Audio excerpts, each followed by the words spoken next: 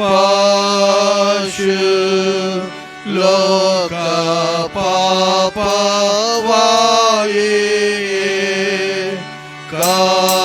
ಕಾರುಣ್ಯ ಮಾಡು ದೇವಾಯಜ್ಞ ಪಶು ಲೋಕ ಪಾಪವಾಯೇ ಈ ಸಮಾಧಾನ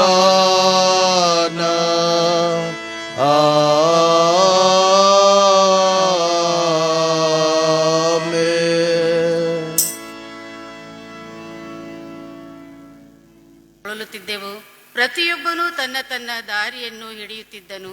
ನಮ್ಮೆಲ್ಲರ ದೋಷ ಫಲವು ಯೆಹೋವನ ಅವನ ಮೇಲೆ ಹಾಕಿದನು. ನಮ್ಮ ಆರಂಭವು ತಂದೆ, ಮಗ, ಪರಿಶುದ್ಧಾತ್ಮನಾಗಿರುವ ತ್ರಯೇಕ ದೇವರ ನಾಮದಲ್ಲಿ ಉಂಟಾಗಲಿ. ಆಮೆನ್.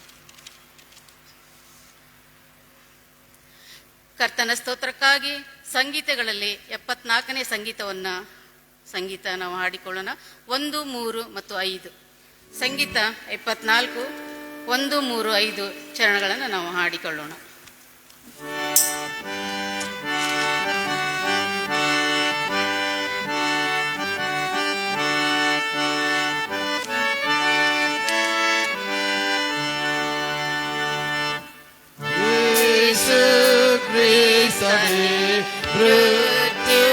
ಮೃತ್ಯುಂಜಯನಿ ನಾಮ ಜೀವ ಜೀವವೇ ನಿನಾಶಾಮಿ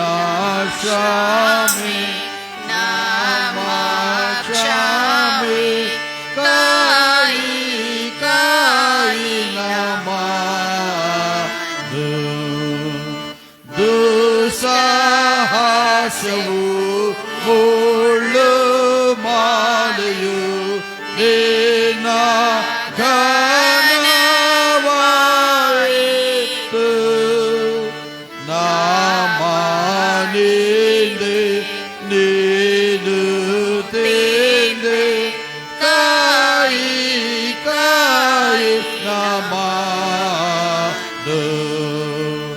ದಿವ್ಯ ಪ್ರೀತಿ ದೇವಾ ಪುತ್ರನೇ ಕನ್ಯಾ ಸ್ತ್ರೀಯ ಮಗುವೆ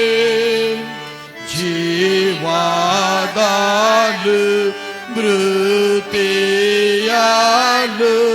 ಕಾಯಿ ಕಾಯಿ ನಮ ಪ್ರಾರ್ಥನೆ ಮಾಡ್ತೇವೆ.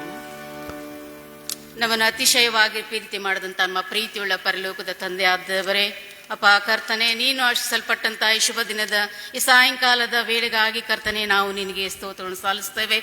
ಹೌದು ದೇವ, ಒಂದು ಚಿಕ್ಕ ಸಭೆಯಾಗಿ ಸ್ವಾಮಿ ಕರ್ತನೆ ನಿನ್ನ ಸನ್ನಿಧಾನದಲ್ಲಿ ಸ್ವಾಮಿ ನಮ್ಮೆಲ್ಲರನ್ನ ಒಂದುಗೂಡಿಸಿರುವುದಕ್ಕಾಗಿ ದೇವರನಿಗೆ ನಾವು ಸ್ತೋತ್ರವನ್ನು ಸಲ್ಲಿಸುವರಾಗಿದ್ದೇವೆ ಸ್ವಾಮಿ. ಕರ್ತನೆ, ಅಲ್ಪರು ಅಯೋಗ್ಯರು ಯಾವ ಗಣನೆಗೂ ಬಾರದವರ ಆಜ್ಞಾದಾಗಿಯೂ ಕರ್ತನೆ ನೀನು ಸ್ವಾಮಿ ನಿನ್ನ ಮಕ್ಕಳೆಂದು ಕರೆದು ಸ್ವಾಮಿ ನಮ್ಮೆಲ್ಲರನ್ನ ಸ್ವಾಮಿ ನಿನ್ನ ರಕ್ತದಿಂದ ಶುದ್ಧೀಕರಿಸಿ ಸ್ವಾಮಿ ನಿನ್ನ ಸನ್ನಿಧಾನದಲ್ಲಿ ಸ್ವಾಮಿ ಇಂಥವರೇ ಕೂಡಿ ಬರಬೇಕೆಂದು ಸ್ವಾಮಿ ಹೆಸರಿಡಿದು ಕರ್ತನೆ ಒಬ್ಬೊಬ್ಬರನ್ನು ಸ್ವಾಮಿ ನೀನು ಕೂಡಿಸಿರುವುದಕ್ಕಾಗಿ ಕರ್ತನೆ ನಾವು ನಿನಗೆ ಸ್ತೋತ್ರವನ್ನು ಸಲ್ಲಿಸುವರಾಗಿದ್ದೇವೆ ಸ್ವಾಮಿ. ಅಪ್ಪ ತಂದೆಯಾದ ದೇವ ಕರ್ತನೆ, ವಿಶೇಷವಾಗಿ ಸ್ವಾಮಿ ಈ ಶ್ರಮ ಮರಣ ಪುನರುತ್ಥಾನದ ಧ್ಯಾನಗಳನ್ನು ಸ್ವಾಮಿ ತಿರುಗೊಂದು ಆವರ್ತಿ ಸ್ವಾಮಿ ನಿನ್ನನ್ನು ಧ್ಯಾನ ಮಾಡುವಂತ ಕೃಪೆಯನ್ನು ಕರ್ತನೆ ನಮ್ಮೆಲ್ಲರಿಗೆ ನೀನು ಅನುಗ್ರಹಿಸಿ ಕೊಟ್ಟಿರುವುದಕ್ಕಾಗಿ ನಿನಗೆ ಸ್ತೋತ್ರ ಸ್ವಾಮಿ. ಕರ್ತನೆ, ರೂಢಿಯಾಗಿ ಕರ್ತನೆ ಇದನ್ನ ನಾವು ಧ್ಯಾನ ಮಾಡಲಾರದ ಹಾಗೆ ಕರ್ತನೆ ಕೊಟ್ಟಂತ ಸ್ವಾಮಿ ಈ ವರ್ಷದಲ್ಲಿ ಸ್ವಾಮಿ ತಿರುಗಿ ನಮ್ಮಿಂದ ನಾವು ನಮ್ಮಲ್ಲಿರುವಂತದ್ದನ್ನು ಯಾವುದನ್ನು ನಾವು ಬಿಟ್ಟು ಕೊಡಬೇಕಾಗಿದೆ ಸ್ವಾಮಿ ಮತ್ತು ಯಾವುದನ್ನು ಹೊಸದಾಗಿ ನಾವು ಕಲಿತುಕೊಳ್ಳಬೇಕಾಗಿದೆ ಎಂಬುದಾಗಿ ಕರ್ತನೆ ಆತ್ಮನ ಮೂಲಕ ಕರ್ತನೆ ನೀನು ಪ್ರತಿಯೊಬ್ಬೊಬ್ಬರಿಗೆ ಸ್ವಾಮಿ ಕಲಿಸಿಕೊಡ್ಬೇಕೆಂದು ದೇವ ತಿಳಿಸಿಕೊಡ್ಬೇಕೆಂದು ಸ್ವಾಮಿ ನಿನ್ನಲ್ಲಿ ಪ್ರಾರ್ಥಿಸಿ ಬೇಡುವರಾಗಿದ್ದೇವೆ ಸ್ವಾಮಿ. ತಂದೆಯಾದ ದೇವರೇ, ವಿಶೇಷವಾಗಿ ಸ್ವಾಮಿ ಸೇರಿ ಬಂದಿರುವಂತೆ ಎಲ್ಲಾ ನಿನ್ನ ಮಕ್ಕಳನ್ನು ವಿಶೇಷವಾಗಿ ನೀನು ಆಶ್ವಾಸಬೇಕೆಂದು ಬೇಡ್ಕೊಳ್ತೇನೆ ಸ್ವಾಮಿ. ದೇವರ ಯಾವ ವಿಜ್ಞಾಪನೆಗಳೊಂದಿಗೆ ಸ್ವಾಮಿ ದೇವ ನಿನ್ನ ಸನ್ನಿಧಾನಿಗೆ ಬಂದಿದ್ದಾರೆ ಎಂದು ಸ್ವಾಮಿ ನೀನು ಬಲ್ಲವನಾಗಿದ್ದಿ. ಮನುಷ್ಯನಿಗೆ ಮರೆಯಾಗಿರುವಂಥದ್ದು ಸ್ವಾಮಿ ನಿನ್ನ ಮುಂದೆ ಎಲ್ಲೋ ಬಟ್ಟ ಬಯಲಾಗಿದೆ ಕರ್ತನೆ. ವಿಶೇಷವಾಗಿ ಸ್ವಾಮಿ ಅವರ ನಿನ್ನ ಮಕ್ಕಳ ವಿಜ್ಞಾಪನೆಗಳನ್ನು ಆಲಿಸಿ ನಿನ್ನ ಚಿತ್ತ ಚಿತ್ತಕ್ಕನುಸಾರವಾಗಿ ದೇವ ಅವರಿಗೆ ನೀನು ಸದುತರೊಂದು ದಯಪಾಲಿಸಬೇಕೆಂದು ಸ್ವಾಮಿ ನಿನ್ನಲ್ಲಿ ನಾವು ಪ್ರಾರ್ಥಿಸಿ ಬಿಡುವರಾಗಿದ್ದೇವೆ ಸ್ವಾಮಿ. ಕರ್ತನೆ, ವಿಶೇಷವಾಗಿ ಸ್ವಾಮಿ ನಮ್ಮ ಸಭೆಯ ಮಕ್ಕಳು ಸ್ವಾಮಿ ದೇವ ಪರೀಕ್ಷೆಯನ್ನು ಬರೆಯುತ್ತಿರುವಾಗ, ಪರೀಕ್ಷೆಗೆ ಸಿದ್ಧರಾಗುತ್ತಿರುವಾಗ ಸ್ವಾಮಿ ಅವರಿಗೆ ಬೇಕಾಗಿರುವಂಥ ಜ್ಞಾನ, ವಿವೇಕ, ತಿಳುವಳಿಕೆ ಮತ್ತು ಹೆಚ್ಚಿನ ಆರೋಗ್ಯವನ್ನು ಕೊಟ್ಟು ಸ್ವಾಮಿ ಮಕ್ಕಳನ್ನು ಆಶೀರ್ವದಿಸಿ ನೀನು ನಡೆಸಬೇಕೆಂದು ಬೇಡಿಕೊಳ್ತೇನೆ ಸ್ವಾಮಿ. ಓದುವಂಥ ಮನಸ್ಸನ್ನು ಕೊಡು ಸ್ವಾಮಿ. ಓದಿರುವಂಥದ್ದನ್ನು ಎಲ್ಲವನ್ನು ಸ್ವಾಮಿ ಅವರ ಜ್ಞಾಪಕದಲ್ಲಿ ಇಟ್ಟುಕೊಂಡು ಕರ್ತನೆ ಪರೀಕ್ಷೆ ಸಮಯದಲ್ಲಿ ಒಳ್ಳೆಯ ರೀತಿಯಾಗಿ ಬರೆದು ಒಳ್ಳೆ ಅಂಕಗಳನ್ನು ತೆಗೆದು ಸ್ವಾಮಿ ನಮ್ಮ ಸಭೆಯವರು ಉತ್ತಮವಾದಂಥ ಸ್ವಾಮಿ ಫಲಿತಾಂಶವನ್ನು ಪಡೆಯಲಿಕ್ಕಾಗುವ ಹಾಗೆ ಕರ್ತನೆ ನೀನು ಸಹಾಯ ಮಾಡಬೇಕೆಂದು ಬೇಡಿಕೊಳ್ತೇನೆ ಸ್ವಾಮಿ. ಅಪ್ಪ ತಂದೆಯಾದ ದೇವರೇ, ತಿರುಗೊಂದು ಆವರ್ತಿ ಸ್ವಾಮಿ ಈ ನಮ್ಮ ಆರಾಧನೆಯ ಸ್ವಾಮಿ ನಾವು ನಿನ್ನ ಹಸ್ತಕ್ಕೆ ಒಪ್ಪಿಸಿ ಕೊಡ್ತೇವೆ. ಮಾತ್ರವಲ್ಲದೆ ಸ್ವಾಮಿ ವಾಕ್ಯವನ್ನು ಹೇಳುವಂತ ನಿಮ್ಮ ದಾಸಿಯನ್ನು ಕರ್ತನೆ ವಿಶೇಷವಾಗಿ ನಿನ್ನ ಆತ್ಮನಿಂದ ತುಂಬಿಸು ದೇವ. ನೀನು ಅವರ ಮೂಲಕ ಮಾತನಾಡು ಸ್ವಾಮಿ. ನಿನ್ನ ಮಕ್ಕಳಿಗೆ ಯಾವ ರೀತಿಯಾದಂಥ ಅವಶ್ಯಕತೆ ಇದೆ ಎಂದು ಸ್ವಾಮಿ ನೀನು ಬಲ್ಲವನಾಗಿದ್ದಿ. ಈ ಸಮಯದಲ್ಲಿ ಸ್ವಾಮಿ ಅವರನ್ನ ಕರ್ತನೆ ಸಂಪೂರ್ಣವಾಗಿ ನಿನ್ನ ಹಸ್ತಕ್ಕೆ ಒಪ್ಪಿಸಿ ಕೊಡ್ತೇವೆ ಸ್ವಾಮಿ ದೇವ. ನಮ್ಮ ಪ್ರಾರ್ಥನೆಯನ್ನು ಕರ್ತನೆ ನೀನು ಆಲಿಸುವುದಕ್ಕಾಗಿ ಸ್ತೋತ್ರ, ನಮ್ಮೊಟ್ಟಿಗೆ ನೀನು ಇರುವುದಕ್ಕಾಗಿ ಸ್ತೋತ್ರ. ಎಲ್ಲಾ ಸ್ತುತಿ ಸ್ತೋತ್ರಗಳನ್ನ ದೇವ ಈ ನಮ್ಮ ಪ್ರಾರ್ಥನೆಯನ್ನ ದೇವ ಮುಂದಿನ ಸಭೆಯನ್ನು ಕರ್ತನೆ ಸಂಪೂರ್ಣವಾಗಿ ನಾವು ನಿನ್ನ ಹಸ್ತಕ್ಕೆ ಒಪ್ಪಿಸಿ ಕೊಡ್ತಾ ಯೇಸುವಿನ ಹೆಸರಿನಲ್ಲಿ ನಂಬಿಕೆಯಿಂದ ಬೇಡಿ ಹೊಂದಿದ್ದೇವೆ ನಮ್ಮ ಜೀವವುಳ್ಳ ಪರಲೋಕದ ತಂದೆಯೇ, ಆಮೇನ್. ಈ ಸಾಯಂಕಾಲದ ಆರಾಧನೆಯನ್ನು ನಾವು ಮುಂದುವರಿಸುವ ಹಾಗೆ ಸಂಕೀರ್ತನೆಗಳಲ್ಲಿ 65ನೇ ಸಂಕೀರ್ತನೆಯನ್ನು ನಾವು ಹಾಡಿಕೊಳ್ಳೋಣ. ಸಂಕೀರ್ತನೆ 65 ಮೊದಲಿನ 2 ಚರಣಗಳನ್ನು ನಾವು ಹಾಡಿಕೊಳ್ಳೋಣ.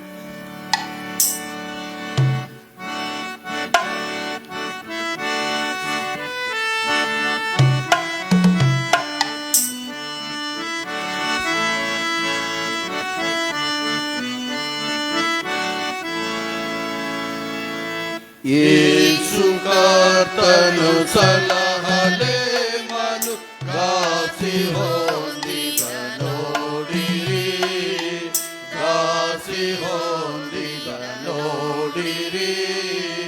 ನಾಶನಕ್ಕೆ ಗುರಿಯಾದವರಿಗೆ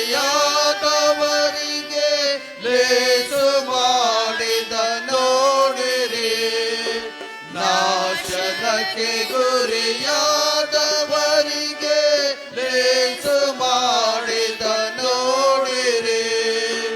ಯೇಸು ಕರ್ತನು ಸಲಹಲೆ ಮನು ಗಾಸಿ ಹೊಂದಿದ ನೋಡಿರಿ, ಗಾಸಿ ಹೊಂದಿದ ನೋಡಿರಿ.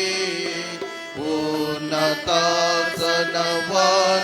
ಬಿಟ್ಟು ತನ್ನ ತಗ್ಗಿಸಿಕೊಂಡನು, ತನ್ನ ತಗ್ಗಿಸಿಕೊಂಡನು. ಖಿನ್ನಮಾನವರನ್ನು ರಕ್ಷಿಸ ಬೇನವಾಗುತ್ತ ಬಂದನು, ಖಿನ್ನಮಾನವರನ್ನು ರಕ್ಷಿಸ ಬೇನವಾಗುತ್ತ ಬಂದನು. ಯೇಸು ಕರ್ತನು ಸಲಹಲೆ ಮನು ಗಾಸಿ ಹೊಂದಿದ ನೋಡಿರಿ, ಗಾಸಿ ಹೊಂದಿದ ನೋಡಿರಿ.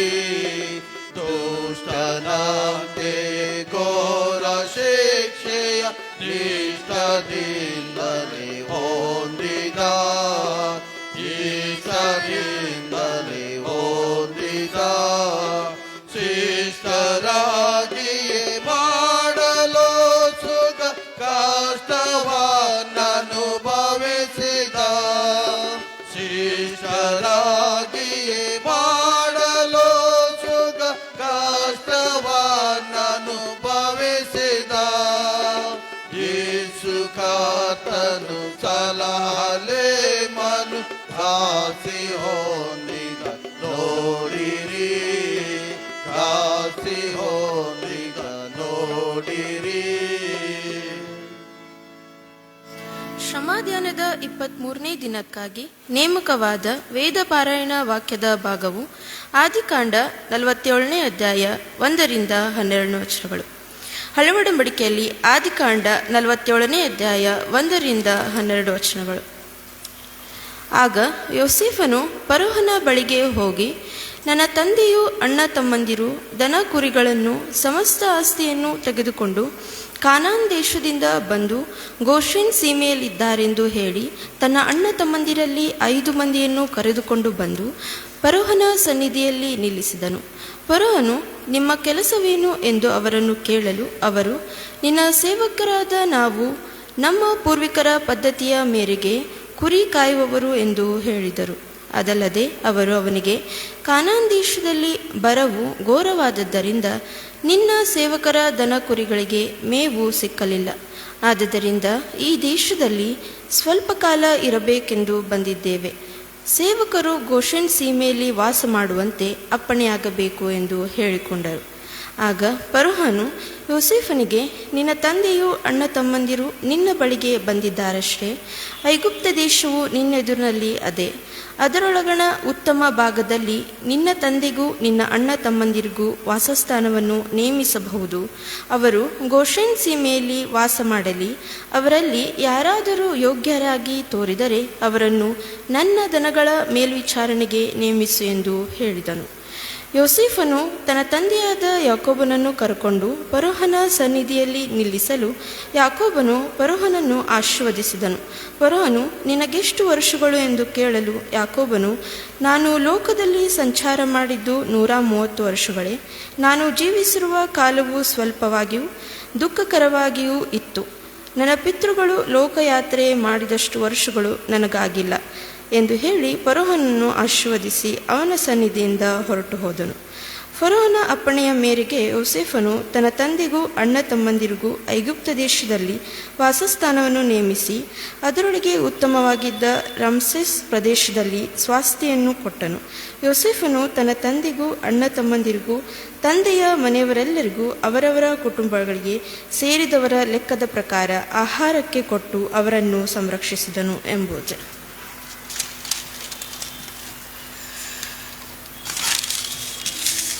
ನಾವು ತಂದಂಥ ಕಾಣಿಕೆಯನ್ನು ದೇವರಿಗೆ ಸಮರ್ಪಿಸುವ ಹಾಗೆ ಸಂಕೀರ್ತನೆಗಳಲ್ಲಿ 95ನೇ ಸಂಕೀರ್ತನವನ್ನು ಹಾಡಿಕೊಳ್ಳೋಣ. ಸಾಕಾಗುವಷ್ಟು ಚರಣಗಳನ್ನು ನಾವು ಹಾಡಿಕೊಳ್ಳೋಣ. ಸಂಕೀರ್ತನೆ 95.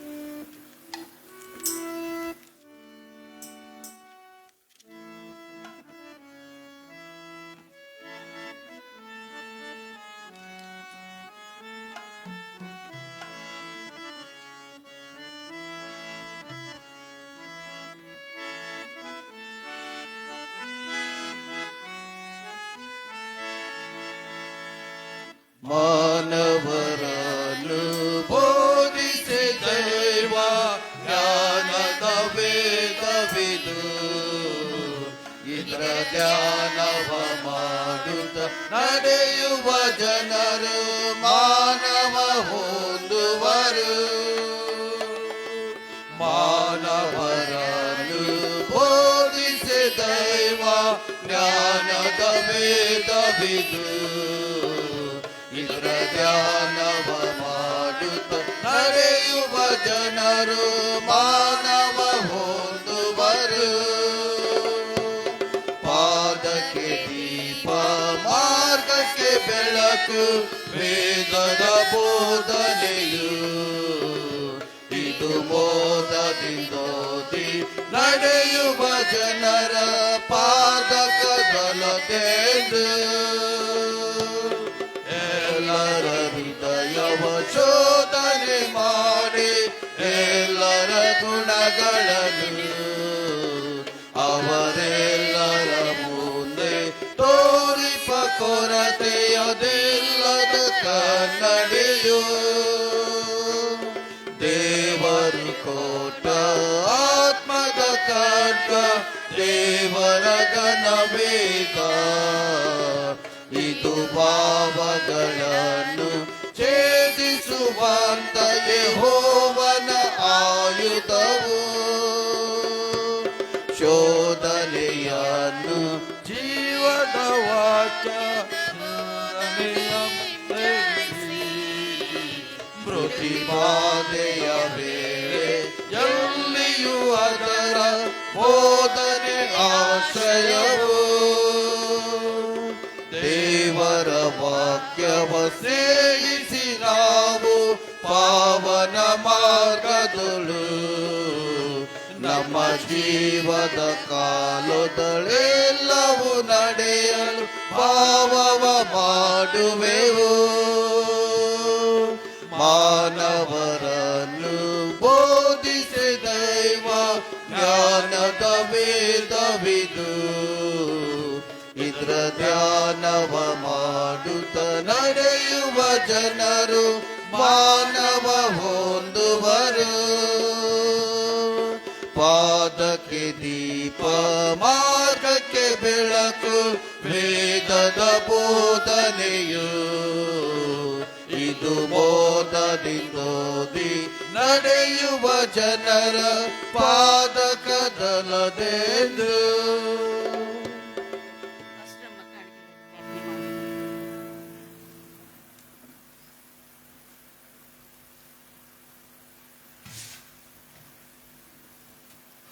ಕೊಡಿರಿ ಆಗ ಕೊಡಲ್ಪಡುವುದು ಎಂಬುದಾಗಿ ದೇವರ ವಾಕ್ಯ ಹೇಳುವ ಪ್ರಕಾರ ಕರ್ತನೆ, ಇವತ್ತು ಸಾಯಂಕಾಲ ಸ್ವಾಮಿ ನಿನ್ನ ಆಲಯದಲ್ಲಿ ನಾವೆಲ್ಲರೂ ಬಂದು ಕರ್ತನೆ ನಿನ್ನ ಆರೋಗ್ಯದೊಂದಿಗೂ ನಿನ್ನ ಭಾಗ್ಯದೊಂದಿಗೂ ಸೇರಿ ಬರುವಂಥ ಕೃಪೆಯನ್ನು ಕೊಟ್ಟದ್ದಷ್ಟೇ ಅಲ್ಲದೆ ಕರ್ತನೆ, ಈ ಹೊತ್ತು ಕರ್ತನೆ ಈ ಕಾಣಿಕೆಗಳನ್ನು ನಿನಗೆ ಸಮರ್ಪಿಸಿರುವಾಗ ಕರ್ತನೆ, ಅಷ್ಟೇ ಅಲ್ಲ ಸ್ವಾಮಿ, ನಮ್ಮನ್ನೇ ನಾವು ನಿನಗೆ ಸಮರ್ಪಿಸುವಾಗ ನೀನು ಮಾತ್ರ ಮಹಿಮೆ ಹೊಂದಬೇಕಾಗಿ ನಾವು ಬೇಡ್ತಾ ಇದ್ದೇನೆ ಕರ್ತನೆ.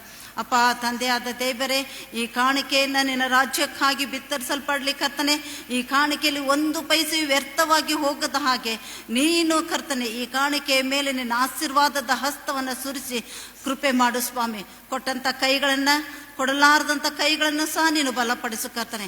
ಕೊಟ್ಟಂಥ ಕೈಗಳನ್ನು ಇನ್ನೂ ಹೆಚ್ಚಾದ ರೀತಿಯಲ್ಲಿ ಕೊಡುವ ಹಾಗೆ ಕೃಪೆ ಮಾಡು.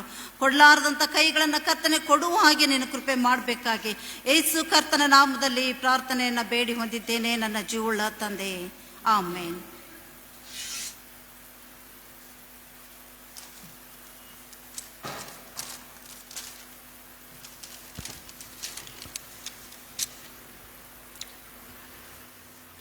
ಸಂದೇಶವನ್ನು ಕೇಳುವುದಕ್ಕೆ ಪೂರ್ವದಲ್ಲೇ ನಮ್ಮನ್ನು ನಾವು ಸಿದ್ಧಪಡಿಸಿಕೊಳ್ಳುವ ಹಾಗೆ ಸಂಗೀತಗಳಲ್ಲಿ 85ನೇ ಸಂಗೀತವನ್ನು ನಾವು ಹಾಡಿಕೊಳ್ಳೋಣ.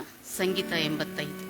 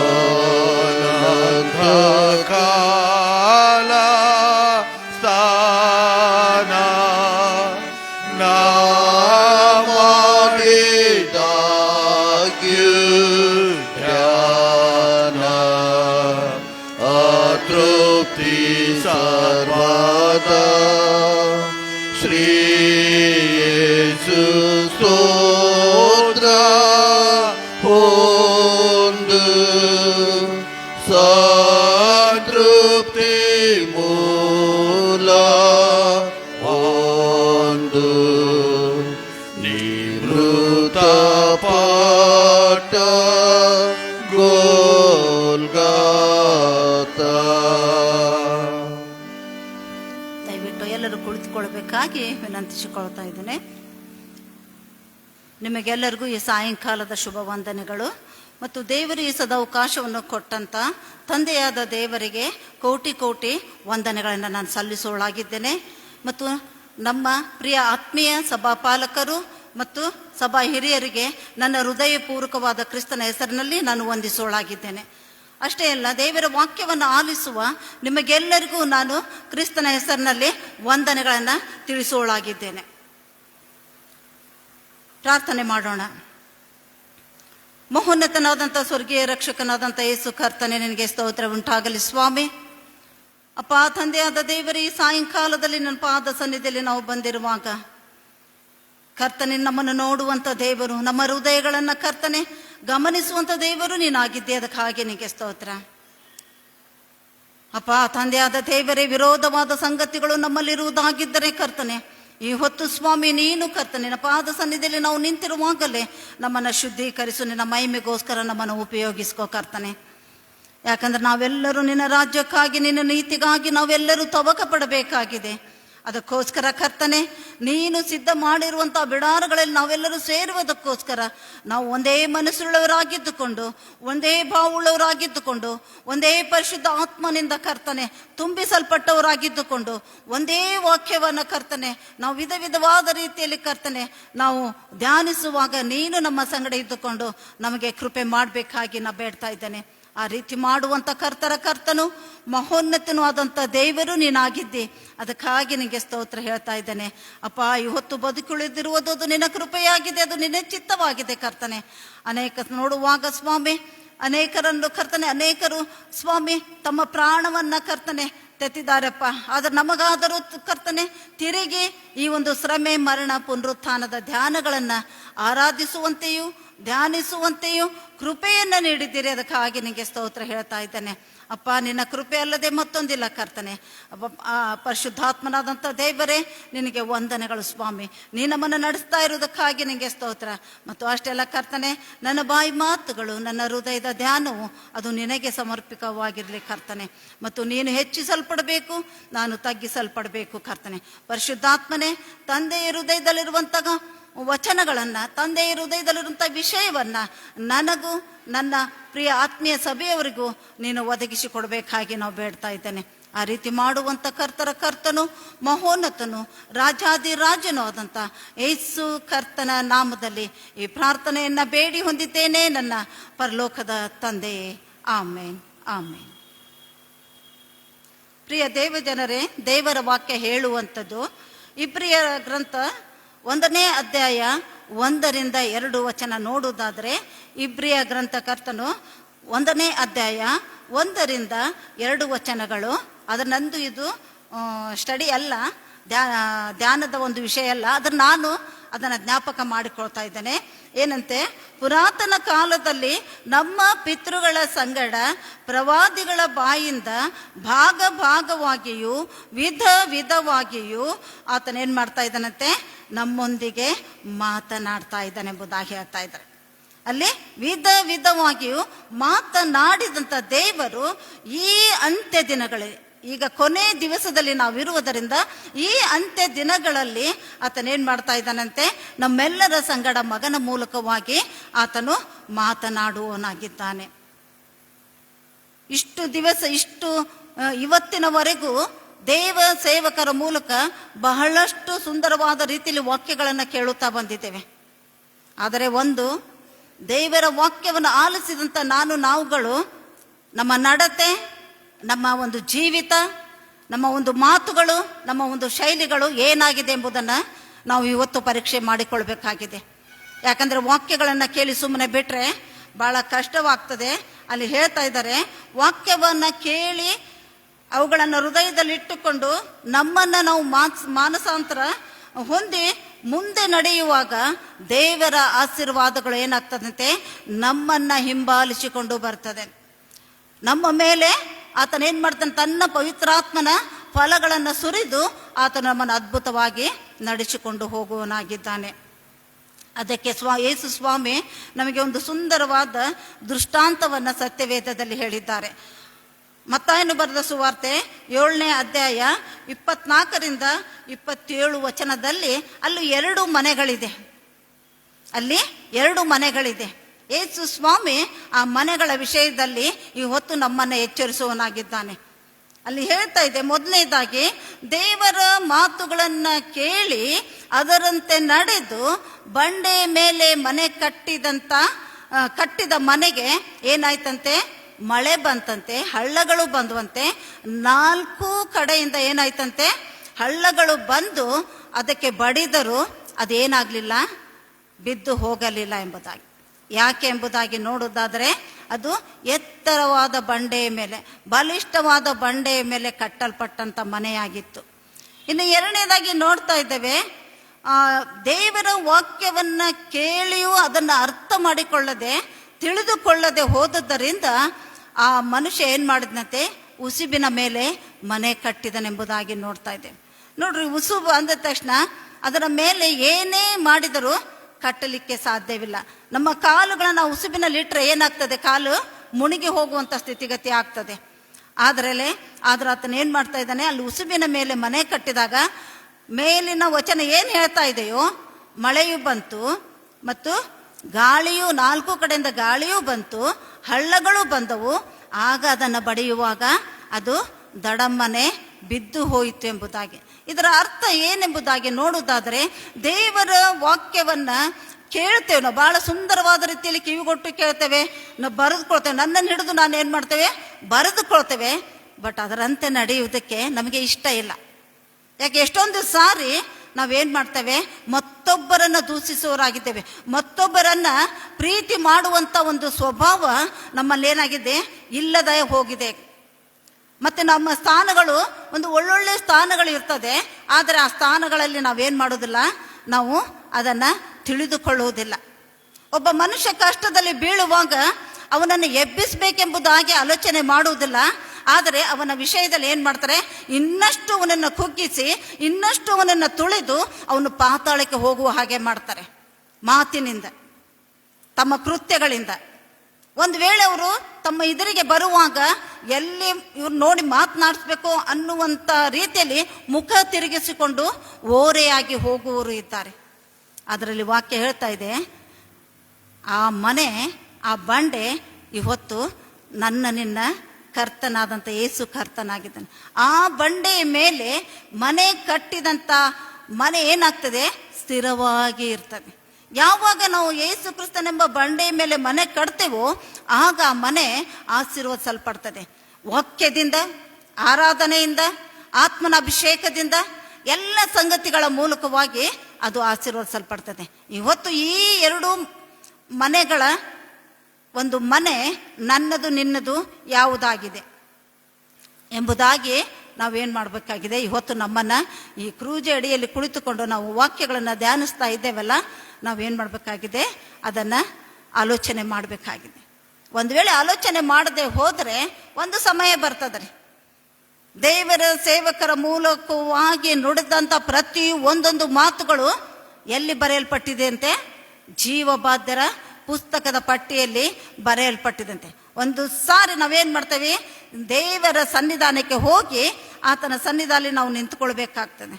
ನಿಂತ್ಕೊಂಡಾಗೆ ದೇವರು ಎಲ್ಲ ಪಟ್ಟಿಯನ್ನು ತೆಗೆಯುವಾಗ ಒಂದು ಉದ್ದವಾದ ಪಟ್ಟಿ, ನಾನು ಇಷ್ಟನೇ ತಾರೀಕಿಂದ ಇಷ್ಟನೇ ತಾರೀಕಿನವರೆಗೂ ಇಂಥ ಸೇವಕರೊಟ್ಟಿಗೂ ಇಷ್ಟು ಗಂಟೆಯಿಂದ ಇಷ್ಟು ಗಂಟೆವರೆಗೂ ನಿಮ್ಮೊಟ್ಟಿಗೆ ನಾನು ಮಾತನಾಡಿದೆ. ಅದರ ಮಾತುಗಳು ಎಲ್ಲಿ ನಿಮ್ಮ ಜೀವಿತದಲ್ಲಿ ಅಳವಡಿಸಿಕೊಂಡಿದ್ದೀರಾ ಎಂಬುದಾಗಿ ಪ್ರಶ್ನೆ ಮಾಡುವುದುಂಟು. ಅದರಿಂದ ನಾವು ಬಹಳ ಎಚ್ಚರಿಕೆಯಿಂದ ದೇವರ ವಾಕ್ಯ ಕೇಳಬೇಕು. ನೋಡಿ, ಎಷ್ಟು ಪ್ರಾರ್ಥನೆ ಮಾಡ್ತೇವೆ, ಎಷ್ಟು ವಾಕ್ಯಗಳನ್ನು ಓದ್ತೇವೆ, ಎಷ್ಟು ವಾಕ್ಯಗಳನ್ನು ಹೇಳ್ತೇವೆ, ಆದರೆ ನಮ್ಮಲ್ಲಿ ಏನಿಲ್ಲ, ಪ್ರೀತಿ ಎಂಬ ಒಂದು ಕ್ರಿಯೆ ಇಲ್ಲ ರೀ.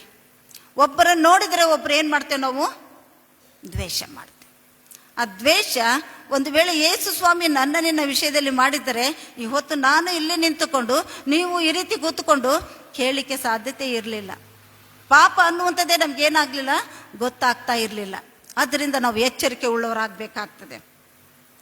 ಆದ್ದರಿಂದ ಈ ಆರಾಧನೆಗೆ ಕೊಡಲ್ಪಟ್ಟಂಥ ಮುಖ್ಯ ವಿಷಯ, ಕ್ರೂಜಿತನನ್ನು ಸಂಧಿಸಿದವರು ಸಂಬಂಧಿಕರು.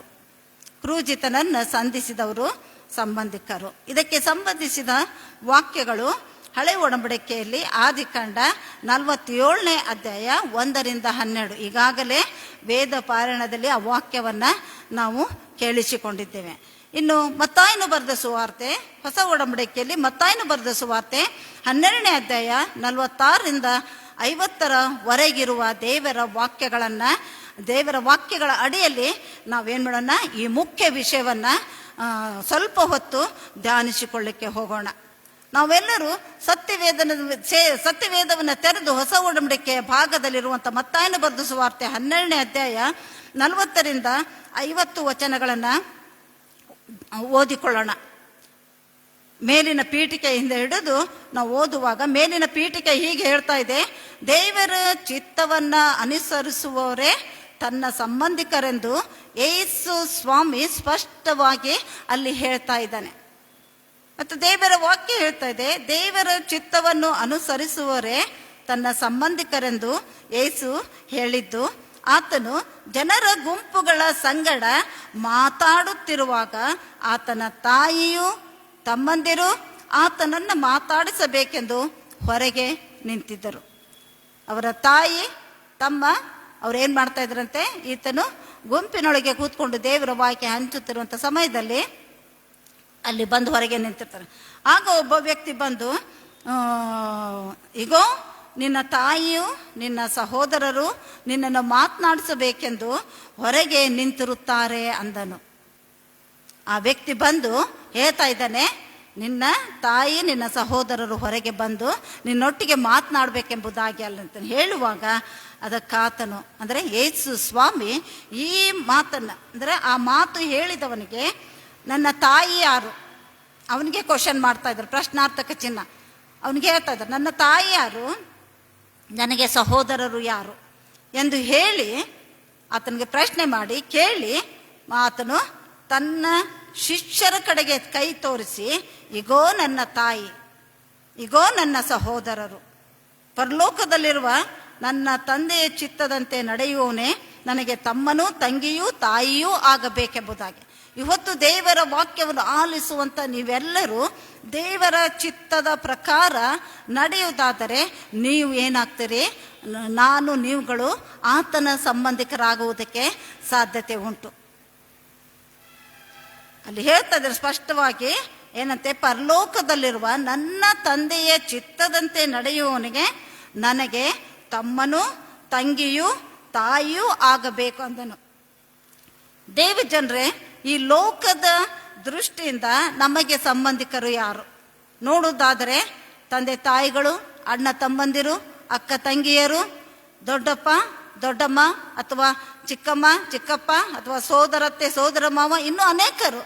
ಮತ್ತು ಅಷ್ಟೇ ಅಲ್ಲ, ದೂರದ ಸಂಬಂಧಿ ಹತ್ತಿರದ ಸಂಬಂಧಿ ಏನಾಗಿದ್ದಾರೆ, ನಮಗೆ ಸಂಬಂಧಿಕರಾಗಿದ್ದಾರೆ. ಆದರೆ ಇಲ್ಲಿ ಕುಳಿತಂಥ ನಾವುಗಳು ಸಹ ಒಂದಿಲ್ಲ ಒಂದು ರೀತಿಯಿಂದ ನಾವೇನಾಗಿದ್ದೇವೆ, ಸಂಬಂಧಿಕರಾಗಿದ್ದೇವೆ.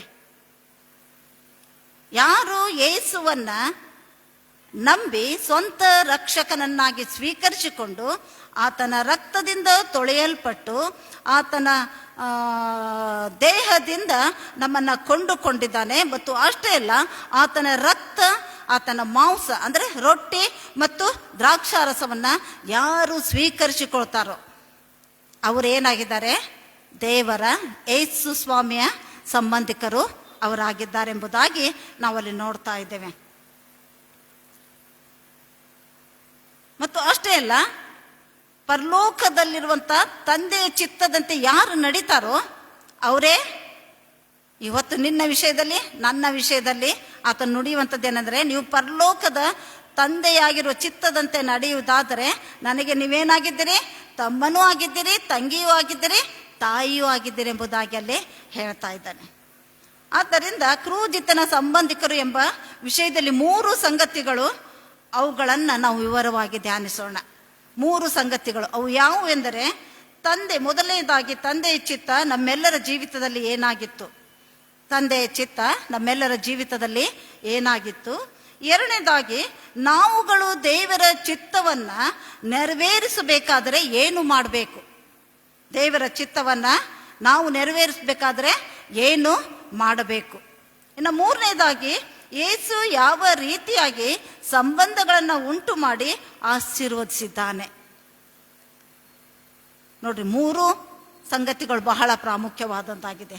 ಮೊದಲನೇದಾಗಿ ತಂದೆಯ ಚಿತ್ತ ನಮ್ಮೆಲ್ಲರ ಜೀವಿತದಲ್ಲಿ ಏನಾಗಿತ್ತೆಂಬುದಾಗಿ ನಾವು ನೋಡಿಕೊಳ್ಳುವುದಾದರೆ, ಮೊದಲನೇದಾಗಿ ಯೋಹಾನನು ಬರೆದ ಸುವಾರ್ತೆ 3ನೇ ಅಧ್ಯಾಯ 16ನೇ ವಚನ. ಇದು ಎಲ್ಲರಿಗೂ ಕಂಠಪಾಠ ಆದಂಥ ಒಂದು ವಚನ. ಅಲ್ಲಿ ಹೇಳ್ತಾ ಇದ್ದಾನೆ 3:16, ತಂದೆಯಾದ ದೇವರು ಲೋಕದ ಮೇಲೆ ಎಷ್ಟೋ ಪ್ರೀತಿಯನ್ನಿಟ್ಟು ತನ್ನ ಒಬ್ಬನೇ ಮಗನನ್ನ ಕೊಟ್ಟನು, ಆತನನ್ನು ನಂಬುವ ಒಬ್ಬನಾದರೂ, ಅಲ್ಲಿ ಹೇಳ್ತಾ ಇದ್ದಾನೆ ಒಬ್ಬರಲ್ಲ ಇಬ್ಬರಲ್ಲ, ಆತನನ್ನ ಯಾರ್ಯಾರು ನಂಬ್ತಾರೋ ಅವರೆಲ್ಲರೂ ಏನಾಗ್ತಾರೆ, ನಾಶವಾಗದೆ ಎಲ್ಲರೂ ನಿತ್ಯ ಜೀವವನ್ನ ಪಡೆಯಬೇಕೆಂದು ಆತನು ಹೇಳಿದನು.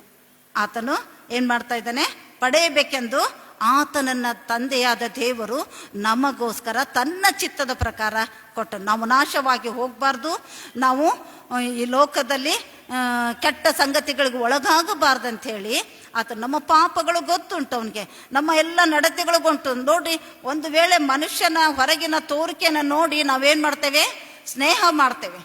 ಆದರೆ ದೇವರು ಒಳಗಿನ ಚಲುವಿಕೆಯನ್ನು ನೋಡ್ತೇನೆಂಬುದಾಗಿ ಸಮುವೇಲನಿಗೆ ಸ್ಪಷ್ಟವಾಗಿ, ಪ್ರವಾದಿಯಾದಂಥ ಸಮುವೇಲನಿಗೆ ಸ್ಪಷ್ಟವಾಗಿ ಅಲ್ಲಿ ನುಡಿತಾ ಇದ್ದ. ನೀನು ಸಮುವೇಲನೇ, ನೀನೇನು ಮಾಡ್ತಾ ಇದ್ದಿ? ಹೊರಗಿನ ಚಲುವಿಕೆಯನ್ನು ನೋಡ್ತಾ ಇದ್ದಿ, ಆದರೆ ನಾನಾದರೋ ಎಂಬುದಾಗಿ ಹೇಳ್ತಾ ಇದ್ದಾನೆ. ನಾನು ಒಳಗಿನ ಚಲುವಿಕೆಯನ್ನು ನೋಡ್ತಾ ಇದ್ದೇನೆ ಎಂಬುದಾಗಿ. ಇವತ್ತು ನಿನ್ನನ್ನು ಆತ ನೋಡುವಂಥದ್ದು ಹೊರಗಿನ ತೋರಿಕೆನಲ್ಲ ರೀ. ನಾವು ಕಪ್ಪಗಿರ್ಬೋದು, ಬೆಳ್ಳಗಿರ್ಬೋದು, ದಪ್ಪ ಇರ್ಬೋದು, ಸಣ್ಣಗಿರ್ಬೋದು, ಆದರೆ ಅದನ್ನು ಯಾವುದೂ ದೇವರಿಗೆ ಇಷ್ಟ ಅಲ್ಲ. ಆತನಿಗೆ ಇಷ್ಟವಾಗಿರುವಂಥದ್ದು ನಿನ್ನ ಹೃದಯ ದೇವರ ದೃಷ್ಟಿಯಲ್ಲಿ ಏನಿದೆ ಎಂಬುದನ್ನು ಆತನು ನೋಡುವಂಥವನಾಗಿದ್ದಾನೆ. ಆದ್ದರಿಂದ ದೇವರ ಚಿತ್ತ ಏನಾಗಿದೆ? ಒಬ್ಬರೂ ನಾಶವಾಗಬಾರ್ದು, ಅವರೆಲ್ಲರೂ ನಿತ್ಯ ಜೀವಕ್ಕೆ ಬಾಧ್ಯಸ್ಥರಾಗಬೇಕೆಂಬುದಾಗಿ ಆತನ ಉದ್ದೇಶ, ಆತನ ಚಿತ್ತವಾಗಿದೆ. ಇನ್ನು ಎರಡನೇದಾಗಿ ರೋಮಾಪುರದವರಿಗೆ ಬರೆದ ಪತ್ರಿಕೆ 5ನೇ ಅಧ್ಯಾಯ 8ನೇ ವಚನ. ರೋಮ 5:8. ಆದರೆ ನಾವು ಪಾಪಿಗಳಾಗಿದ್ದಾಗಲೂ ಕ್ರಿಸ್ತನು ನಮಗೋಸ್ಕರ ಪ್ರಾಣ ಕೊಟ್ಟದ್ದರಲ್ಲಿ ದೇವರು ನಮ್ಮ ಮೇಲೆ ತನಗಿರುವ ಪ್ರೀತಿಯನ್ನು ಸಿದ್ಧಾಂತಪಡಿಸಿದ್ದಾನೆ. ನೋಡ್ರಿ, ದೇವರ ಪ್ರೀತಿ ಎಷ್ಟು ಅಮೋಘವಾಗಿದೆ. ಮನುಷ್ಯರ ಪ್ರೀತಿ ಒಂದು ವೇಳೆ ಬಿದ್ದು ಹೋಗ್ತದೆ ರೀ, ಆದರೆ ದೇವರ ಪ್ರೀತಿ ಎಂದಿಗೂ ಏನಾಗುದಿಲ್ಲ, ಬಿದ್ದು ಹೋಗುವಂಥದ್ದಲ್ಲ. ಒಂದು ವೇಳೆ ಮನುಷ್ಯರು ಇವತ್ತು ನಮ್ಮನ್ನು ತಿರಸ್ಕರಿಸ್ಬಿಟ್ರು ಚಿಂತೆ ಇಲ್ಲ, ಆದರೆ ದೇವರು ನಮ್ಮನ್ನು ಏನು ಮಾಡ್ತಾನೆ? ಪ್ರೀತಿ ಮಾಡ್ತಾನೆ. ಅದು ಬಹಳ ಪ್ರಮುಖ. ಒಂದು ವೇಳೆ ಮನುಷ್ಯರು ನಮ್ಮನ್ನು ಶಪಿಸಲಿ ಚಿಂತೆ ಇಲ್ಲ. ದಾವಿದ ಕೀರ್ತನೆಯಲ್ಲಿ ಹೇಳ್ತಾ ಇದ್ದಾನೆ, ಮನುಷ್ಯರು ನನ್ನನ್ನು ಶಪಿಸಲಿ, ಆದರೆ ದೇವರು ನನ್ನನ್ನು ಆಶೀರ್ವಾದ ಮಾಡಲಿ ಎಂಬುದಾಗಿ. ದೇವರು ಆಶೀರ್ವದಿಸದೆ ಹೊರತು ನಾವು ಏನು ಮಾಡಲಿಕ್ಕೆ ಆಗುವುದಿಲ್ಲ. ಆದ್ದರಿಂದ ಅಲ್ಲಿ ಹೇಳ್ತಾ ಇದ್ದಾನೆ, ನಾವು ಪಾಪಿಗಳಾಗಿದ್ದಾಗಲೂ ಕ್ರಿಸ್ತನನ್ನು ಏನು ಮಾಡಿದನಂತೆ? ನಮಗೋಸ್ಕರ ಪ್ರಾಣ ಕೊಟ್ಟದ್ದರಲ್ಲಿ ತನ್ನ ಪ್ರೀತಿಯನ್ನು ಏನು ಮಾಡಿದ್ದಾನೆ? ದೇವರು ತೋರ್ಪಡಿಸಿದ್ದಾನೆ. ಇದು ಆತನ ಚಿತ್ತವಾಗಿದೆ. ಇನ್ನು ಮೂರನೇದಾಗಿ ನೋಡುವುದಾದರೆ ಗಲಾತ್ಯ ಪತ್ರಿಕೆ 4ನೇ ಅಧ್ಯಾಯ 4-7 ವಚನ. ಮೂರನೇ ಒಂದು ಪಾಯಿಂಟ್, ಗಲಾತ್ಯ 4ನೇ ಅಧ್ಯಾಯ 4-7 ವಚನ. ಕಾಲವು ಪರಿಪೂರ್ಣವಾದಾಗ ದೇವರು ತನ್ನ ಮಗನನ್ನು ಕಳುಹಿಸಿಕೊಟ್ಟನು.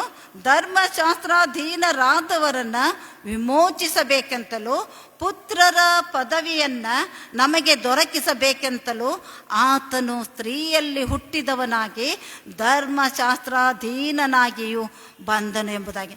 ನೋಡಿ, ಧರ್ಮಶಾಸ್ತ್ರದಲ್ಲಿ ಯೇಸುವಿನ ವಿಷಯದಲ್ಲಿ ಏನೇನು ದೇವರು ತನ್ನ ಆತ್ಮನಿಂದ ತನ್ನ ಪ್ರವಾದಿಗಳ ಮೂಲಕ ಬರೆಯಲ್ಪಟ್ಟದನೋ ಅದೆಲ್ಲವನ್ನ ಯೇಸುವಿನ ಮೂಲಕವಾಗಿ ದೇವರು ಅಲ್ಲಿ ನೆರವೇರಿಸಿದರು. ಯಾಕಂದರೆ ಈ ಹೊತ್ತು ತಂದೆಯ ಚಿತ್ತ ಏನಾಗಿದೆ ಅಂದರೆ ನಾವೆಲ್ಲರೂ ಆತನ ಮಕ್ಕಳಾಗಬೇಕೆಂಬುದಾಗಿ. ಮತ್ತು ತನ್ನ ಮಗನ ಆತ್ಮ, ಕೆಳಗಿನ ವಚನ ನೋಡಿಕೊಂಡು ಓದುವುದಾದರೆ ತನ್ನ ಆತ್ಮವನ್ನು, ತನ್ನ ಮಗನ ಆತ್ಮವನ್ನು ನಮಗೇನು ಮಾಡಿದ್ದಾನೆ? ಕೊಟ್ಟಿದ್ದಾನೆ. ಮತ್ತು ಅಷ್ಟೇ ಅಲ್ಲ, ನಾವು ಯಾವಾಗ ದೇವರ ಆತ್ಮನನ್ನು ಹೊಂದಿಕೊಂಡವರಾಗ್ತೇವೋ ಆಗ ನಾವು ದಾಸಿಯರಲ್ಲ ಎಂಬುದಾಗಿ ಸ್ಪಷ್ಟವಾಗಿ ಹೇಳ್ತಾ ಇದ್ದಾನೆ.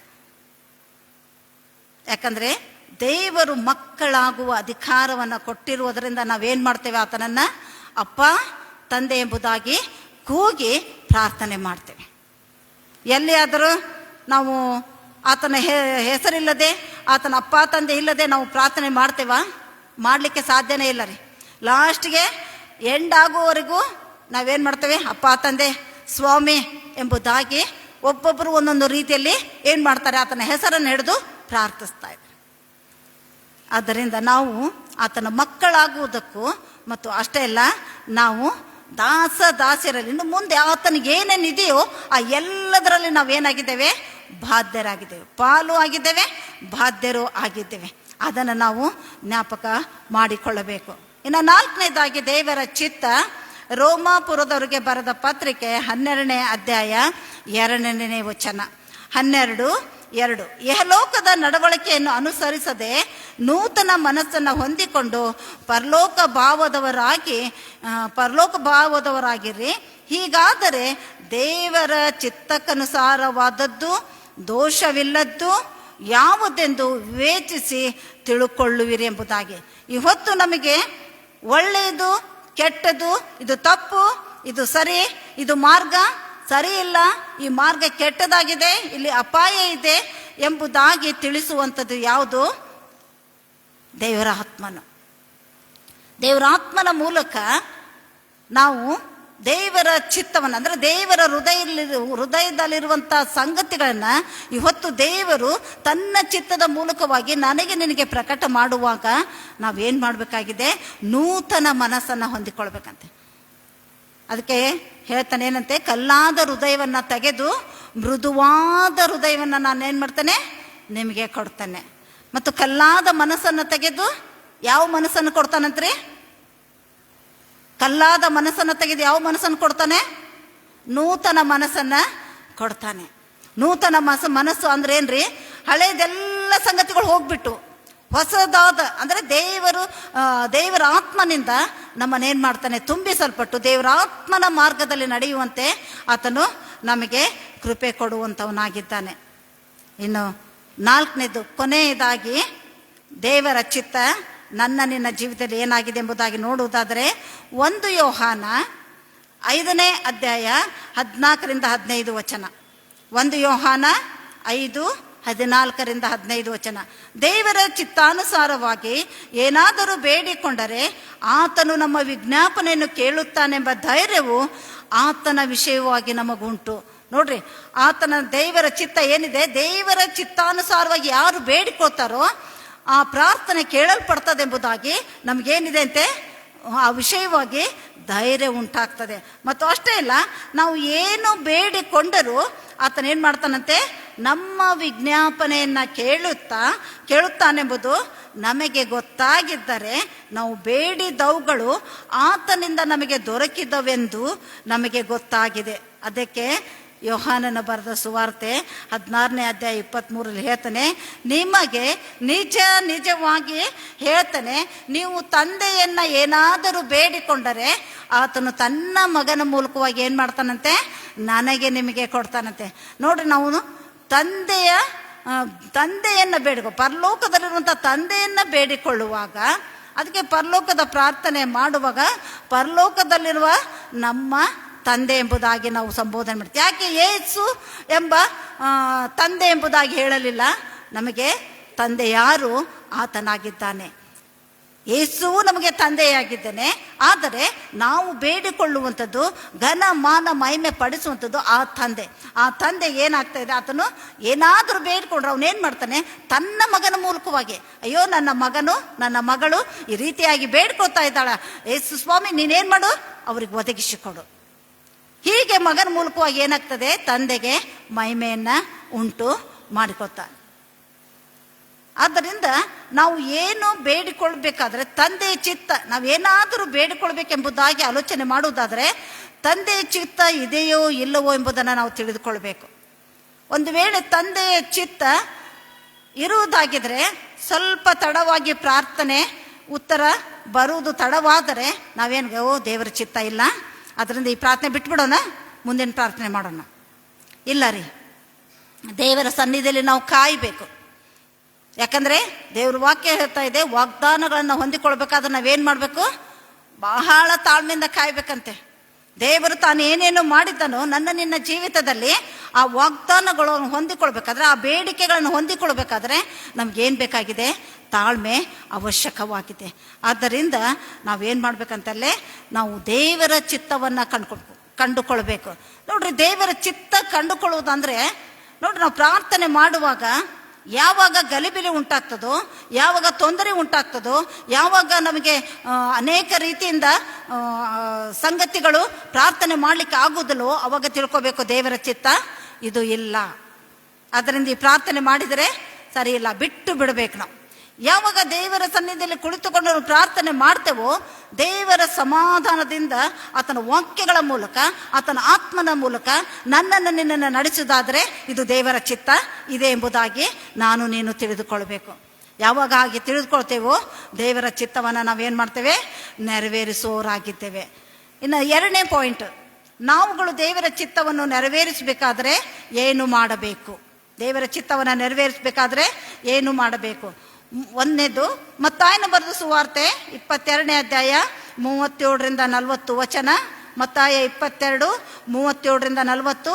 ನಿನ್ನ ದೇವರಾಗಿರುವ ಕರ್ತನನ್ನು ನಿನ್ನ ಪೂರ್ಣ ಹೃದಯದಿಂದಲೂ ಪೂರ್ಣ ಪ್ರಾಣದಿಂದಲೂ ಪೂರ್ಣ ಶಕ್ತಿಯಿಂದಲೂ ಅಥವಾ ಅಂದ್ರೆ ಪೂರ್ಣ ಬುದ್ಧಿಯಿಂದಲೂ ಏನು ಮಾಡಬೇಕಂತೆ? ಪ್ರೀತಿಸಬೇಕು ಎಂಬ ಆಜ್ಞೆ ಮುಖ್ಯವಾದದ್ದಾಗಿದೆ. ಮತ್ತು ಅದು ಮೊದಲನೆಯ ಆಜ್ಞೆಯೂ ಸಹ ಆಗಿದೆ. ಇದಕ್ಕೆ ಸಮಾನ, ಇದೆಲ್ಲ ನಮಗೆ ಗೊತ್ತುಂಟ್ರಿ ವಾಕ್ಯಗಳು. ಇದಕ್ಕೆ ಸಮಾನವಾದ ಇನ್ನೊಂದು 2ನೇ ಆಜ್ಞೆ ಯಾವುದಂದ್ರೆ, ಆತನು ಹೇಳ್ತಾ ಇದ್ದಾನೆ, ನಿನ್ನ ನೆರೆಯವನನ್ನ ನಿನ್ನಂತೆಯೇ ಪ್ರೀತಿಸಬೇಕು ಎಂಬುದೇ. ಈ 2 ಆಜ್ಞೆಗಳು ನಾವು ಕೈಕೊಂಡು ನಡೆಯುವುದಾದರೆ ಇಡೀ ಧರ್ಮಶಾಸ್ತ್ರವನ್ನೇ ಕೈಕೊಂಡು ನಡೆದ ಹಾಗೆ. ಅಷ್ಟೇ ಅಲ್ಲ, 2 ಕಾರ್ಯಗಳನ್ನು ನಿನ್ನ ಜೀವಿತದಲ್ಲಿ ನಾವು ಮಾಡುವುದಾದರೆ ಅಲ್ಲಿ ಹೇಳ್ತಾ ಇದ್ದಾನೆ, ಏನು ಹೇಳ್ತಾ ಇದ್ದಾನೆ? ಧರ್ಮಶಾಸ್ತ್ರಕ್ಕೂ ಪ್ರವಾದನ ಗ್ರಂಥಕ್ಕೂ ಅವು ಏನಾಗಿದೆ ಅಂತೆ? ಆಧಾರವಾಗಿದೆ. ಆಧಾರ ಸ್ತಂಭಗಳು ಅವು ಆಗಿದೆ. ನಾವು ಯಾವಾಗ ದೇವರ ಚಿತ್ತಕ್ಕನುಸಾರವಾಗಿ ಆ 2 ಆಜ್ಞೆಗಳನ್ನು ಕೈಕೊಂಡು ನಡಿತೀವೋ ನಾವೇನಾಗ್ತೇವೆ?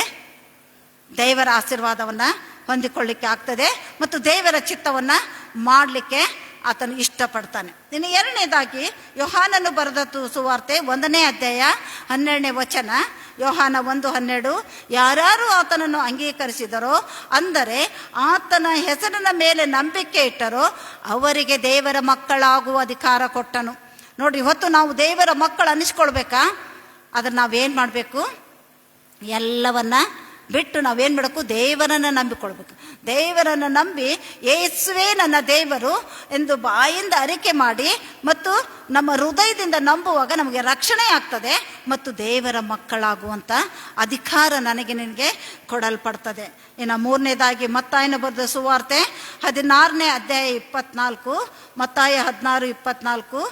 ಯಾವನಿಗಾದರೂ ನನ್ನ ಹಿಂದೆ ಬರುವುದಕ್ಕೆ ಮನಸ್ಸಿದ್ದರೆ ಅವನು ತನ್ನನ್ನು ನಿರಾಕರಿಸಿ ತನ್ನ ಶಿಲುಬೆಯನ್ನು ಹೊತ್ತುಕೊಂಡು ನನ್ನ ಹಿಂದೆ ಬರಲಿ. ಇದು ದೇವರ ಚಿತ್ತರಿ, ಯೇಸುವಿನ ಚಿತ್ತವೂ ಆಗಿದೆ.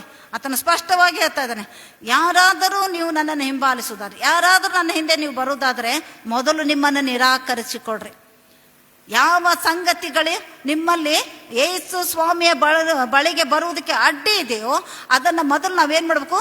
ತೆಗೆದು ಹಾಕಬೇಕು. ಅದು ಹಣ ಆಗಿರ್ಬೋದು, ನಮ್ಮ ಅಹಂಕಾರ ಆಗಿರ್ಬೋದು, ನಮ್ಮ ಗರ್ವ ಆಗಿರ್ಬೋದು, ನಮ್ಮ ದ್ವೇಷ ಆಗಿರ್ಬೋದು, ನಮ್ಮ ಒಂದು ಹೊಟ್ಟೆ ಕಿಚ್ಚು, ಯಾವುದೇ ಸಂಗತಿಗಳು ದೇವರ ಸನ್ನಿಧಿಯಲ್ಲಿ ಬರುವಾಗ ಇವುಗಳನ್ನು ಇಟ್ಟುಕೊಂಡು ಬರುವುದಾದರೆ ನಾವು ಅನ್ಯರ ಹಾಗೆ ಜೀವಿಸಿದಂತೆ. ಅನ್ಯರವರು ಮೂರ್ತಿ ಪೂಜೆ ಮಾಡ್ತಾರೆ, ಆದರೆ ನಾವು ಇವುಗಳನ್ನು ಒಳಗಡೆ ಇಟ್ಟುಕೊಂಡು ನಾವೇನು ಮಾಡ್ತೇವೆ? ಪೂಜೆ ಮಾಡ್ತೇವೆ. ಅದರಿಂದ ದೇವರಿಗೆ ಮಹಿಮೆ ಉಂಟಾಗುವುದಿಲ್ಲರಿ, ದೇವರ ಚಿತ್ತವನ್ನು ನೆರವೇರಿಸುವುದಕ್ಕೆ ಸಾಧ್ಯ ಇಲ್ಲ. ಅದರಿಂದ ಯಾರು ತನ್ನನ್ನು ನಿರಾಕರಿಸಿ ನನ್ನ ಶಿಲುಬೆ ಅಂದರೆ ಈ ಹೊತ್ತು ಯೇಸುವಿನ ಶಿಲುಬೆ ಅಲ್ರಿ, ಯೇಸುವಿನ ಶಿಲುಬೆ ಯೇಸು ಸ್ವಾಮಿ ಹೊತ್ತುಕೊಂಡು ಹೋಗ್ಬಿಟ್ಟಿದ್ದಾರೆ. ಯಾಕಂದ್ರೆ ನಮ್ಮೆಲ್ಲರ ಭಾರವನ್ನು ಆತನು ಹೊತ್ತುಕೊಂಡಿದ್ದಾನೆ. ಆದರೆ ಈ ಹೊತ್ತು ನೀವುಗಳು ನಿಮ್ಮ ಶಿಲುಬೆ, ನನ್ನ ಶಿಲುಬೆ ಹೊತ್ತುಕೊಂಡು ಆತನ ಹಿಂದೆ ಹೋಗ್ಬೇಕು. ಅದು ಎಂಥದೇ ಕಷ್ಟ ಬರಲಿ, ಎಂಥದೇ ಹಿಂಸೆ ಬರಲಿ, ಎಂಥದೇ ಕಾರ್ಯಗಳಾಗಲಿ ನಾವೇನು ಮಾಡಬಾರ್ದು? ಹಿಂದೇಟು ಹಾಕಬಾರ್ದು. ಹಿಂದೇಟು ಹಾಕಿದರೆ ದೇವರಿಗೆ ಅವಮಾನ ಮಾಡಿದ ಹಾಗೆ. ಅದರಿಂದ ಒಂದು ಚಿಕ್ಕ ದೃಷ್ಟಾಂತ ಶಿಲುಬೆ ವಿಷಯದಲ್ಲಿ 3 ಸ್ನೇಹಿತರಿದ್ದರೆ ಅವರು ಯಾವಾಗಲೂ ಪ್ರಾರ್ಥನೆಯಲ್ಲಿ ಮುಂದುವರೆದಂಥ ವ್ಯಕ್ತಿಗಳಾಗಿದ್ದರು ಮತ್ತು ದೇವರ ವಾಕ್ಯವನ್ನು ಕೇಳುವುದರಲ್ಲಿ ಮತ್ತು ಹೇಳುವುದರಲ್ಲಿ ಪ್ರಾರ್ಥಿಸುವುದರಲ್ಲಿ ಅವರು ಮುಂದಾಗಿದ್ದರು. ಒಂದು ಸಾರಿ ಪರಲೋಕದ ಬಾಗಿಲನ್ನು ಯೇಸು ಸ್ವಾಮಿ ತೆರೆದು ಆ 3 ಸ್ನೇಹಿತರಿಗೆ ಕರೆ ಬರ್ತಾ ಇದೆ, ಅಪ್ಪ ನೀವು ನಿಮ್ಮ ಶಿಲುಬೆಯನ್ನು ಹೊತ್ತಿಕೊಂಡು ಏನು ಮಾಡ್ರಿ, ಈ ಪರಲೋಕದ ಕಡೆಗೆ ಬನ್ನಿರಿ ಅಂತ ಹೇಳುವಾಗ ಆ 3 ಜನರು ಏನು ಮಾಡ್ತಾರೆ? ತಮ್ಮ ತಮ್ಮ ಶಿಲುಬೆಗಳನ್ನು ಹೊತ್ತುಕೊಂಡು ಹೋಗ್ತಾರೆ. ಹೋಗುವಾಗ ಒಬ್ಬ ವ್ಯಕ್ತಿ 3ನೇ ವ್ಯಕ್ತಿ ಏನು ಮಾಡ್ತಾನೆ? ತನ್ನ ಕೈಯಲ್ಲಿ ಗರಗಸವನ್ನು ಹಿಡಿದುಕೊಂಡು ಹೋಗ್ತಾ ಇರ್ತಾನೆ. ಆಗ ಅವರಿಬ್ಬರು ವ್ಯಕ್ತಿಗಳು ಕೇಳ್ತಾ ಇದ್ದಾರೆ, ಯಾಕಪ್ಪ ಇದು ಗರಗಸ ನಿನ್ನ ಕೈಯಾಗೆ, ಇದು ಹೊತ್ತಿದ್ದೇ ಸಾಲದಲ್ಲ, ಈ ಗರಗಸ ತೆಗೆದುಕೊಂಡು ಏನು ಮಾಡ್ತೀಯ ಅಂತೇಳುವಾಗ, ನಿಮ್ಗೆ ಗೊತ್ತಾಗಲ್ಲ, ಮುಂದೆ ಗೊತ್ತಾಗ್ತದೆ ನಿಮಗೆ ಅಂಥೇಳಿ ಆತ ಪ್ರಯಾಣ ಮಾಡ್ತಾನೆ. ಮುಂದೆ ಹೋಗುವಂಥ ಸಮಯದಲ್ಲಿ ಏನಾಗ್ತದೆ? ಆ ಶಿಲುಬೆ ಭಾರವಾಗಿರುವುದರಿಂದ ಆತನೇನು ಮಾಡ್ತಾನೆ? 4 ತುದಿಗಳನ್ನು ಸ್ವಲ್ಪ ಸ್ವಲ್ಪ ಕಟ್ ಮಾಡ್ತಾ ಹೋಗ್ತಾನೆ. ಆಗ ಅದು ಎಲ್ಲಿವರೆಗೆ ಕಟ್ ಮಾಡ್ತಾನೆ ಅಂದರೆ ಪ್ಲಸ್ ಆಕಾರ, ಆ ಪ್ಲಸ್ ಆಕಾರದವರೆಗೂ ಕಟ್ ಮಾಡಿ ಹೋಗ್ತಾನೆ. ಮುಂದೆ ನೋಡ್ರಿ, ಪರಲೋಕ ಬರ್ತದೆ, ಓ ಸ್ವಾಮಿ ಬಾಗಿಲದಲ್ಲಿ ನಿಂತ್ಕೊಂಡಿದ್ದಾರೆ. ಆಮೇಲೆ ಹೇಳ್ತಾನೆ ಅವನು, ಅಲ್ಲ ಯೇಸ್ವಾಮಿನೇ ಹೇಳೋಣ, ಪರಲೋಕದೊಳಗೆ ನಾನು ನಿಮ್ಮನ್ನು ಸೇರಿಸ್ಕೊಳ್ತೇನೆ ಅಂದಮೇಲೆ ನಾವು ಯಾಕೆ ಇಷ್ಟು ಭಾರ ಹೊತ್ಕೊಂಡು ಹೋಗ್ಬೇಕು, ಅದರಿಂದ ನಾನು ಕಟ್ ಮಾಡಿದ್ದೇನೆ ಅಂತ ಹೇಳ್ತಾನೆ. ನೋಡ್ರಿ, ಅವ್ರಾಗ ಮಾಡಿ ಬರುವಾಗ ಯೇಸು ಸ್ವಾಮಿ ಅಲ್ಲಿ ನೋಡ್ತಾ ನಿಂತಿರ್ತಾನೆ. ನೋಡ್ತಾ ನಿಂದಿರುವಾಗ ಆಗ ಅಲ್ಲಿ ಬಂದಾಗ ನೋಡಿದಾಗ ಪರಲೋಕಕ್ಕೂ ಮತ್ತು ಇವ್ರು ನಿಂತ ಸ್ಥಳದಲ್ಲಿ ಒಂದು ದೊಡ್ಡ ಡಂಗುರ ಇತ್ತಂತೆ, ದೊಡ್ಡ ಆಳವಾದ ಡಂಗುರ ಇತ್ತಂತೆ. ಈಗ ನೋಡ್ರಿ, ಇಲ್ಲಿಂದ ಒಂದು ಯೇಸು ಸ್ವಾಮಿಯ ಬಳಿಗೆ ಹೋಗ್ಬೇಕಂದ್ರೆ ಏನು ಮಾಡ್ಬೇಕೆಂಬುದಾಗಿ ಅವರು ಆಶ್ಚರ್ಯಚಕಿತದಿಂದ ಯೇಸುವನ್ನು ನೋಡುವಾಗ ಯೇಸು ಸ್ವಾಮಿ ಹೇಳಿದ್ರಂತೆ, ಭಯ ಪಡಬೇಡ್ರಿ, ನೀವೇನು ಸಿಲುಬೆಯನ್ನು ಹೊತ್ತುಕೊಂಡು ಬಂದಿದ್ದೀರಲ್ಲ ಅದನ್ನೇನು ಮಾಡ್ರಿ, ಉದ್ದವಾಗಿಟ್ಟು ಅದರ ಮೇಲೆ ನಡೆದು ನನ್ನ ಬಳಿಗೆ ಬನ್ರಿ. ಒಂದನೇದವನು ಬಂದ, ಎರಡನೇದವನು ಹೋದ್ಮೇಲೆ ಮೂರನೇದವನಿಗೆ, ಯಾಕಪ್ಪ ನೀನು ನಿಂತ್ಕೊಂಡಿದ್ಯಾ, ಏನು ಆಲೋಚನೆ ಮಾಡ್ತಾ ಇದ್ದೆ ಅಂದ. ಸ್ವಾಮಿ, ನನ್ನ ಸಿಲುಬೆ ಇಷ್ಟ ಇದೆ, ನಂದೇನಾಗಿದೆ, ನಾನು ತಪ್ಪು ಮಾಡಿಬಿಟ್ಟೆ, ನಾನು ಅದನ್ನು ಕಟ್ ಮಾಡಿದ್ದಕ್ಕೆ ತಪ್ಪಾಯಿತು, ಈಗ ನಾನು ಹೇಗೆ ಅಲ್ಲಿಗೆ ಬರಬೇಕು ಎಂಬುದು. ಮಗನೇ, ನೀನೇನು ಆಶಿಸಿದ್ಯೋ ಅದನ್ನು ಹೊಂದಿಕೊಂಡಿದ್ದೆ ಅಂತ ಹೇಳಿ ಯೇಸು ಸ್ವಾಮಿ ಏನು ಮಾಡಿದ್ರಂತೆ, ಆ ಇಬ್ಬರನ್ನು ಕರೆದುಕೊಂಡು ತನ್ನ ಒಂದು ಸೌಭಾಗ್ಯದಲ್ಲಿ ಸೇರಿಸಿಕೊಂಡು ಆ ಬಾಗಿಲ ಮುಚ್ಚಿಬಿಟ್ರು. ನೋಡಿ, ಪರಲೋಕದ ಬಾಗಿಲವರೆಗೂ ಬಂದಂಥ ವ್ಯಕ್ತಿ ಏನಾಯಿತು, ವಾಪಸ್ ಹೋಗಿದಾದರೆ ಎಷ್ಟು ಕಷ್ಟ ಅನ್ನಿಸ್ತದೆ. ಇವತ್ತು ನಿನ್ನ ಪರಿಸ್ಥಿತಿ ಅದು ಆಗಬಾರದು. ನಾವು ಅದಕ್ಕೆ ದೇವರ ವಾಕ್ಯಕ್ಕೆ ನಾವೇನು ಮಾಡಬೇಕು, ಮನ್ನಣೆ ಕೊಡಬೇಕು. ದೇವರಾತ್ಮನ ಸಹಾಯದಿಂದ ನಾವೇನು ಮಾಡಬೇಕು, ನಮ್ಮನ್ನು ಉಪಯೋಗಿಸಿಕೊಳ್ಳುವುದಕ್ಕೆ ನಾವು ಸಹಾಯ ಮಾಡಬೇಕು. ಯಾವಾಗ ನಾವು ದೇವರಾತ್ಮನಿಗೆ ಒಪ್ಪಿಸಿಕೊಡ್ತೇವೆ, ದೇವರಾತ್ಮ ನಮಗೇನು ಮಾಡ್ತಾನೆ, ಮಾರ್ಗ ತೋರ್ತಾನೆ, ಒಳ್ಳೆ ಮಾರ್ಗ ತೋರ್ತಾನೆ, ಕೆಟ್ಟ ಮಾರ್ಗ ತೋರುವುದಿಲ್ಲ. ನಮ್ಮ ಆಲೋಚನೆ ಆದರೆ ಕೆಟ್ಟ ಮಾರ್ಗಗಳನ್ನು ತೋರಿಸುವಂಥದ್ದಾಗಿದೆ. ಆದ್ದರಿಂದ ನಾವು ಆ ಮೂರನೇ ವ್ಯಕ್ತಿಯಾಗೆ ಆಗದ ಹಾಗೆ ಇಬ್ಬರು ವ್ಯಕ್ತಿಗಳು ಯಾವ ರೀತಿಯ ಪರಲೋಕ ಸೇರಿದರೋ ನಾವು ಸಹ ಎಲ್ಲರೂ ವಾಕ್ಯಗಳನ್ನು ಕೇಳಿಕೊಂಡು ಅದರಂತೆ ನಡೆದು ನಮ್ಮ ಜೀವಿತವನ್ನು ದೇವರಿಗೆ ಮಹಿಮೆ ಪಡಿಸುವಂತೆ ದೇವರು ಆ ರೀತಿ ಕಾರ್ಯ ಮಾಡಲೆಂಬುದಾಗಿ ನಾವು ಪ್ರಾರ್ಥನೆ ಮಾಡೋಣ. ಇನ್ನು ಮೂರನೇದಾಗಿ ನಾಲ್ಕನೇದಾಗಿ ಯಾಕೋಬ 4ನೇ ಅಧ್ಯಾಯ 10ನೇ ವಚನ, ಯಾಕೋಬ 4:10, ಕರ್ತನಾದ ಯೇಸುವಿನ ಮುಂದೆ ನಿಮ್ಮನ್ನು ತಗ್ಗಿಸಿಕೊಳ್ಳಿರಿ, ಆಗ ಆತನು ನಿಮ್ಮನ್ನು ಮೇಲಕ್ಕೆ ತರುವನು. ನೋಡ್ರಿ, ಯಾವಾಗ ಕರ್ತನ ಸನ್ನಿಧಿಗೆ ಬರ್ತೇವೆ, ಯಾವಾಗ ದೇವರ ಆಲಯಕ್ಕೆ ಬರ್ತೇವೋ, ಅದಕ್ಕೆ ದೇವರ ವಾಕ್ಯ ಸ್ಪಷ್ಟವಾಗಿ ಹೇಳ್ತದೆ, ದೇವಸ್ಥಾನಕ್ಕೆ ಹೋಗುವಾಗ ನೀನೇನು ಮಾಡು, ನಿನ್ನ ಹೆಜ್ಜೆಗಳನ್ನು ಗಮನಿಸು. ನೋಡ್ರಿ, 2-3 ಬರ್ತಾ ಇರ್ತೇವೆ, ಏನೆಲ್ಲ ಮಾತನಾಡ್ಕೊಂಡು ಬರ್ತಾ ಇರ್ತಾರೆ. ಆದರೆ ದೇವ್ರ ವಾಕ್ಯ ಹೇಳ್ತದೆ, ನಿನ್ನ ಹೆಜ್ಜೆಗಳನ್ನು ನೀನೇನು ಮಾಡು, ಗಮನಿಸಿಕೊಂಡು ಬಾ. ಆದರೆ ನಿನ್ನನ್ನು ನೀನು ತಗ್ಗಿಸಿಕೊಂಡು ದೇವರ ಸನ್ನಿಧಿಗೆ ಬಾ. ಆಗ ದೇವ್ರು ಏನು ಮಾಡ್ತಾನೆ, ತಕ್ಕ ಕಾಲದಲ್ಲಿ ಮನುಷ್ಯರು ಎತ್ತದೇ ಹೋದ್ರೂ ಚಿಂತಲ್ಲ, ನಾನು ಎತ್ತೆ ನಿಮ್ಮನ್ನು ಅಂತ ಹೇಳ್ತಾನೆ. ಇನ್ನು 5ನೇದಾಗಿ ನೋಡೋದಾದರೆ 1 ಯೋಹಾನ 2ನೇ ಅಧ್ಯಾಯ 15ರಿಂದ 17 ವಚನ. 1 ಯೋಹಾನ 2ನೇ ಅಧ್ಯಾಯ 15ರಿಂದ 17 ವಚನ. ಲೋಕವನ್ನಾಗಲಿ ಲೋಕದಲ್ಲಿರುವವುಗಳನ್ನಾಗಲಿ ಪ್ರೀತಿಸಬೇಡಿರಿ. ಯಾವನಾದರೂ ಲೋಕವನ್ನು ಪ್ರೀತಿಸಿದರೆ ತಂದೆಯ ಮೇಲಣ ಪ್ರೀತಿಯು ಅವನಲ್ಲಿಲ್ಲ. ನಾವು ಲೋಕವನ್ನು ಪ್ರೀತಿಸುವುದಾದರೆ, ಲೋಕವನ್ನು ಮೆಚ್ಚಿಸುವುದಾದರೆ ತಂದೆಯ ಪ್ರೀತಿ ಏನಿಲ್ಲ, ನಮ್ಮಲ್ಲಿಲ್ಲ ರೀ. ನಾವು ಯಾರನ್ನು ಮೆಚ್ಚಿಸ್ತಾ ಇದ್ದೇವೆ, ಈ ಲೋಕದ ಅಧಿಪತಿಯನ್ನು ಮೆಚ್ಚಿಸುವವರಾಗಿದ್ದೇವೆ. ಆದರೆ ತಂದೆಯ ಪ್ರೀತಿಯನ್ನು ಮೆಚ್ಚಿಸಬೇಕಾದ್ರೆ ನಾವೇನು ಮಾಡ್ಬೇಕಂತ, ಈ ಲೋಕದಲ್ಲಿರುವಂಥ ಸಂಗತಿಗಳನ್ನು ನಾವು ಅಳವಡಿಸಿಕೊಳ್ಬಾರ್ದು. ಅಲ್ಲಿ ಹೇಳ್ತಾ ಇದ್ದಾನೆ ಮುಂದೆ, ಲೋಕದಲ್ಲಿರುವಂಥ ಸಂಗತಿಗಳು ಯಾವುದೆಂಬುದಾಗಿ ನೋಡೋದಾದರೆ ಶರೀರದಾಸೆ, ಕಣ್ಣಿನಾಸೆ, ಬದುಕು ಬಾಳಿನ ಡಂಬ ಮೊದಲಾದವುಗಳು ಇವು ತಂದೆಯಿಂದ ಹುಟ್ಟಲಿಲ್ಲ ರೀ. ಈ ಹುಟ್ಟದೆ ಈ ಲೋಕದ ಅಧಿಪತಿಯಿಂದ ಅವೇನಾಗಿದೆ, ಇವೆಲ್ಲವುಗಳು ಹುಟ್ಟಲ್ಪಟ್ಟಿವೆ. ಆದ್ದರಿಂದ ಲೋಕವು, ಅದರ ಆಸೆಯು ಏನಾಗ್ತದಂತೆ, ಒಂದು ದಿವಸ ಗತಿಸಿ ಹೋಗ್ತದೆ.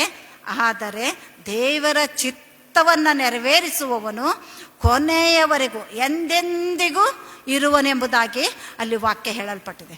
ಇವತ್ತು ದೇವರ ಚಿತ್ತ ನನ್ನ ಮೂಲಕವಾಗಿ, ನಿನ್ನ ಮೂಲಕವಾಗಿ ನೆರವೇರಿಸಬೇಕಾದ್ರೆ ನಾವೇನು ಮಾಡಬೇಕು, ದೇವರನ್ನು ಹಿಂಬಾಲಿಸಬೇಕು. ದೇವರು ಏನು ಹೇಳ್ತಾನೋದನ್ನು ನಾವು ಮಾಡಬೇಕು. ಇನ್ನು 6ನೇದಾಗಿ 1 ಥೆಸಲೋನಿಕ 5ನೇ ಅಧ್ಯಾಯ 16ರಿಂದ 18 ವಚನ. 1 ಥೆಸಲೋನಿಕ 5ನೇ ಅಧ್ಯಾಯ 16ರಿಂದ 18 ವಚನ. ಯಾವಾಗಲೂ ಸಂತೋಷಿಸಿರಿ, ಎಡಬಿಡದೆ ಪ್ರಾರ್ಥನೆ ಮಾಡಿರಿ, ಎಲ್ಲದರಲ್ಲಿಯೂ ಕೃತಜ್ಞತಾ ಸ್ತುತಿ ಮಾಡಿರಿ. ಇದೇ ನಿಮ್ಮ ವಿಷಯವಾಗಿ ಕ್ರಿಸ್ತ ಯೇಸುವಿನಲ್ಲಿ ತೋರಿ ಬಂದ ದೇವರ ಚಿತ್ತ. ದೇವರ ಚಿತ್ತ ಏನಂದ್ರೆ, ನೀವು ಗೋಳಾಡ್ರಿ, ನೀವು ಅಳ್ರಿ, ನೀವು ಸಂಕಟದಲ್ಲಿರ್ರಿ, ನೀವು ನೋವಿನಲ್ಲಿರ್ರಿ, ಅವಮಾನದಲ್ಲಿರ್ರಿ ಅಂತ ಹೇಳ್ತಾ ಇಲ್ಲ. ಆತನ ಹೇಳ್ತಾರೆ ಯಾವಾಗಲೂ ನೀವು ಕಷ್ಟ ಬರುವಾಗಲೂ ನೀವು ಸಂತೋಷವಾಗಿರಿ ಅಂತ ಹೇಳ್ತಾನೆ. ಅದು ಸಾಧ್ಯನಾ? ಸಾಧ್ಯ ಇದೆ ರೀ. ಯಾವಾಗ ನಾವು ದೇವರ ವಾಕ್ಯಗಳನ್ನು ಗಟ್ಟಿಯಾಗಿ ಹಿಡಿದುಕೊಳ್ತೇವೋ, ದೇವರ ಆತ್ಮನು ನನ್ನೊಂದಿಗೆ ನಿನ್ನೊಂದಿಗೆ ಮಾತನಾಡಿ ಆ ವಾಕ್ಯಗಳ ಮೂಲಕ ಧೈರ್ಯ ಪಡಿಸ್ತಾನೋ, ಆವಾಗ ಏನಾಗ್ತದೆ, ನಾವು ಧೈರ್ಯವುಳ್ಳವರಾಗ್ತೇವೆ. ಅದಕ್ಕೆ ನಾವು ಸಂತೋಷವಾಗಿರ್ಬೇಕೆಂಬುದಾಗಿ ಹೇಳ್ತಾ ಇದ್ದಾನೆ. ಮತ್ತು ಅಷ್ಟೇ ಅಲ್ಲ, ಅಲ್ಲಿ ಹೇಳ್ತಾ ಇದ್ದಾನೆ ಏನಂತಂದರೆ, ದೇವರ ಚಿತ್ತ, ಯೇಸುವಿನ ಮೂಲಕವಾಗಿ ದೇವರ ಚಿತ್ತ ಇದಾಗಿದೆ ಎಂಬುದಾಗಿ. ಇನ್ನು 7ನೇದಾಗಿ ಕೊನೆಯದಾಗಿ ಕೊಲೊಸ್ಸೆ 3ನೇ ಅಧ್ಯಾಯ 12-14. ಕೊಲೊಸ್ಸೆ 3ನೇ ಅಧ್ಯಾಯ 12-14. ಹೀಗಿರಲಾಗಿ ನಾವು ದೇವರಿಂದ ಆರಿಸಿಕೊಂಡವರು, ಪ್ರತಿಷ್ಠಿತರು, ಪ್ರಿಯರು ಆಗಿರುವುದರಿಂದ ನಮ್ಮೊಳಗೆ ಕೆಲವೊಂದು ಗುಣಗಳು ಇರಬೇಕೆಂಬುದಾಗಿ ಅಲ್ಲಿ ಯೇಸು ಸ್ವಾಮಿ ಹೇಳ್ತಾ ಇದ್ದಾರೆ. ಏನಂತೆ? ಕನಿಕರ, ದಯೆ, ದೀನಭಾವ, ಸಾತ್ವಿಕತ್ವ, ದೀರ್ಘಶಾಂತಿ ಎಂಬ ಸದ್ಗುಣಗಳನ್ನು ನಾವೇನು ಮಾಡ್ಬೇಕಂತೆ? ಧರಿಸಿಕೊಳ್ಬೇಕಂತೆ. ಅಲ್ಲಿ ದೇವರ ಈ ಗುಣಗಳನ್ನು ನಾವು ಧರಿಸಿಕೊಳ್ಳುವಾಗ ನಮಗೇನಾಗ್ತದೆ ರೀ? ನಾವೇನಾಗ್ತೇವೆ?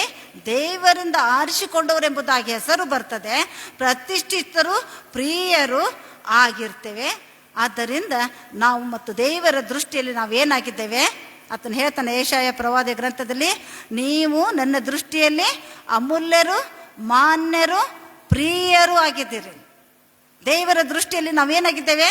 ಪಾಪಿಗಳಾಗಿಲ್ರಿ, ನಾವು ದ್ರೋಹಿಗಳಾಗಿಲ್ಲ, ನಾವು ಶಾಪಗ್ರಸ್ತರಾಗಿಲ್ಲ. ಅಲ್ಲಿ ಹೇಳ್ತಾನೆ, ನೀವು ನನ್ನ ದೃಷ್ಟಿಯಲ್ಲಿ ಅಮೂಲ್ಯರಾಗಿದ್ದೀರಿ. ಯಾಕಂದರೆ ನಿಮಗೋಸ್ಕರ ನಾನು ರಕ್ತ ಸುರಿಸಿದ್ದೇನೆ, ನಿಮಗೋಸ್ಕರ ನಾನೇನು ಮಾಡಿದ್ದೀನಿ? ಲೋಕದಿಂದ ನಾನು ನಿಮ್ಮನ್ನು ತೆಗೆದುಕೊಂಡಿದ್ದೇನೆ, ದತ್ತಕ್ಕೆ ತೆಗೆದುಕೊಂಡಿದ್ದಾನೆ. ನಮ್ಮ ಲೋಕ ಇದನ್ನು, ಈ ಲೋಕ ನಮ್ಮದಲ್ರಿ.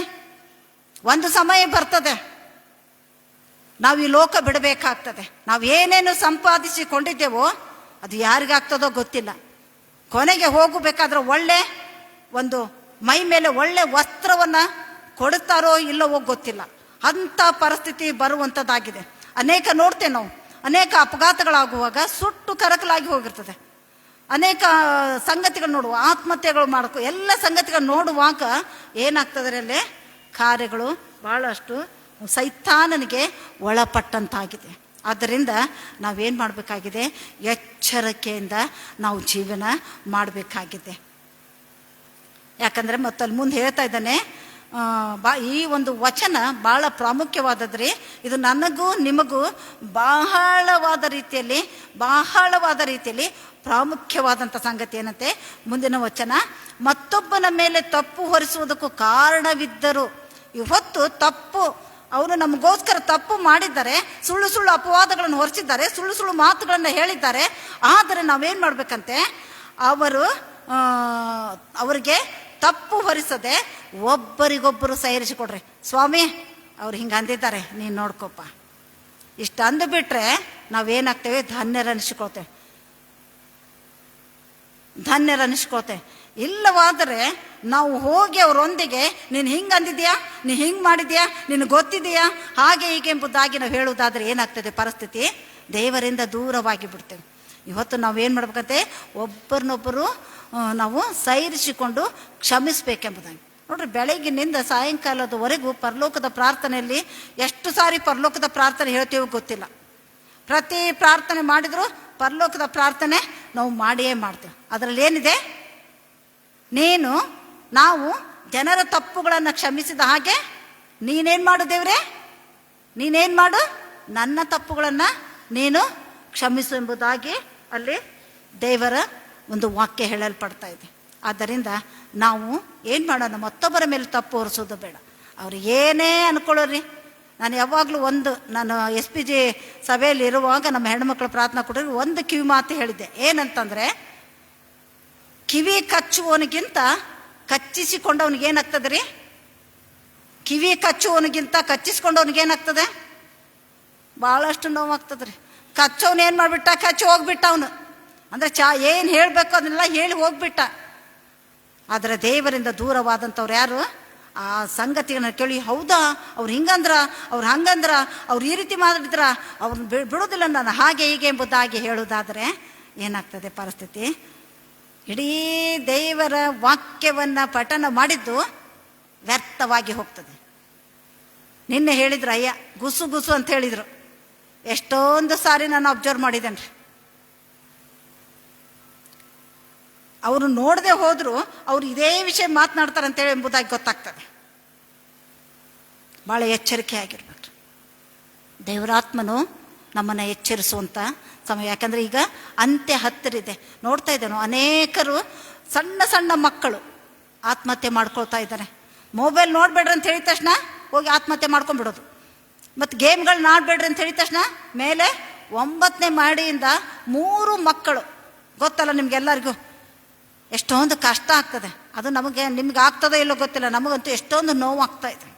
ಯಾಕಂದರೆ ಸೈತಾನ ಆ ಚಿಕ್ಕ ಮಕ್ಕಳನ್ನು ಏನು ಮಾಡ್ತಾ ಇದ್ದಾನೆ, ತನ್ನ ಅಧೀನಕ್ಕೆ ತೆಗೆದುಕೊಳ್ತಾನೆ. ಯೌವನಸ್ಥ ಮಕ್ಕಳನ್ನು ತನ್ನ ಅಧೀನಕ್ಕೆ ತೆಗೆದುಕೊಳ್ತಾ ಇದ್ದಾನೆ. ನಾವು ಬಿಡೋದು ಬೇಡ್ರಿ. ಸಭೆಯಾಗಿ ನೋಡ್ರಿ, ಪೇತ್ರನ ಸೆರೆಮನೆಗೆ ಹಾಕಿದಾಗ ಸಭೆಯವರು ಏನು ಮಾಡಿದ್ರಂತೆ, ಒಂದೇ ಮನಸ್ಸಿನಿಂದ ಪ್ರಾರ್ಥನೆ ಮಾಡುವಾಗ ಆ ಪ್ರಾರ್ಥನೆ ಕೇಳಲ್ಪಡ್ತು. ಅಲ್ಲಿ ದೂತನ ಏನು ಮಾಡಿದ್ನು, ಪೇತ್ರನನ್ನು ಬಿಡುಗಡಿಸಿದ್ನು. ಇವತ್ತು ನಾನು ನೀವುಗಳು ಸಭೆಯಾಗಿ ಆ ಯೌವನಸ್ಥ ಮಕ್ಕಳಿಗೋಸ್ಕರ, ಆ ಚಿಕ್ಕ ಮಕ್ಕಳಿಗೋಸ್ಕರ, ಅವ್ರು ಯಾರೇ ಇರಲಿ, ದೇವರ ವಾಕ್ಯವನ್ನು ನಂಬಿದವರಾಗಿರಲಿ ನಂಬದೇ ಇರುವಂಥವರಾಗಿರಲಿ, ನಾವು ಅವ್ರಿಗೋಸ್ಕರ ಪ್ರಾರ್ಥಿಸುವಾಗ ಏನಾಗ್ತದೆ, ಬಿಡುಗಡೆ ಆಗ್ತದೆ ರೀ. ನಮಗೆ ಅವರು ಬಹುಮಾನ ಕೊಡೋದು ಬೇಡ್ರಿ, ಶಬಾಷ್ ಅನ್ನೋದು ಬೇಡ. ಅಲ್ಲಿ ಇದೆ ನಮಗೆ, ನಾವು ಇಲ್ಲಿ ಏನು ಮಾಡ್ತೇವೋ ಅಲ್ಲಿ ನಮಗೆ ಅದೇನು ಮಾಡ್ತದೆ, ಕೊಡಲ್ಪಡ್ತದೆ. ಆದ್ದರಿಂದ ನಾವು ದೇವರ ಚಿತ್ತವನ್ನು ಈ ರೀತಿಯಾಗಿ ನೆರವೇರಿಸಬೇಕೆಂಬುದಾಗಿ ಅಲ್ಲಿ ದೇವರು ಇಷ್ಟಪಡ್ತಾ ಇದ್ದಾನೆ. ಇನ್ನು 3ನೇ ಪಾಯಿಂಟ್ಸು, ಯೇಸು ಯಾವ ರೀತಿಯಾಗಿ ಸಂಬಂಧಗಳನ್ನು ಉಂಟು ಮಾಡಿ ಆಶೀರ್ವದಿಸಿದ್ದಾನೆಂಬುದಾಗಿ ಒಂದು ದೃಷ್ಟಾಂತ ನಾನು ನಿಮ್ಮ ಮುಂದೆ ಹೇಳಲಿಕ್ಕೆ ಇಷ್ಟಪಡ್ತಾ ಇದ್ದೇನೆ. ಒಬ್ಬ ತಂದೆ ಒಕ್ಕಲಿಗ, ಅವನು ಬಹಳ ಪ್ರಾರ್ಥನೆ ಮಾಡುವಂಥ ವ್ಯಕ್ತಿ. ಒಂದು ದೇವಸ್ಥಾನ ಒಂದು ಬಂಡೆ ಮೇಲೆ ಇತ್ತಂದ್ರೆ, ಅವನು ಆ ಬಂಡೆಯ ದೇವಸ್ಥಾನದ ಪಕ್ಕದಲ್ಲಿ ಒಂದು ಚಿಕ್ಕ ಗುಡಿಸಲು ಹಾಕಿಕೊಂಡು ಆ ಒಂದು ಆಲಯದ ಸೇವೆ ಮಾಡ್ತಾ ಇದ್ದ.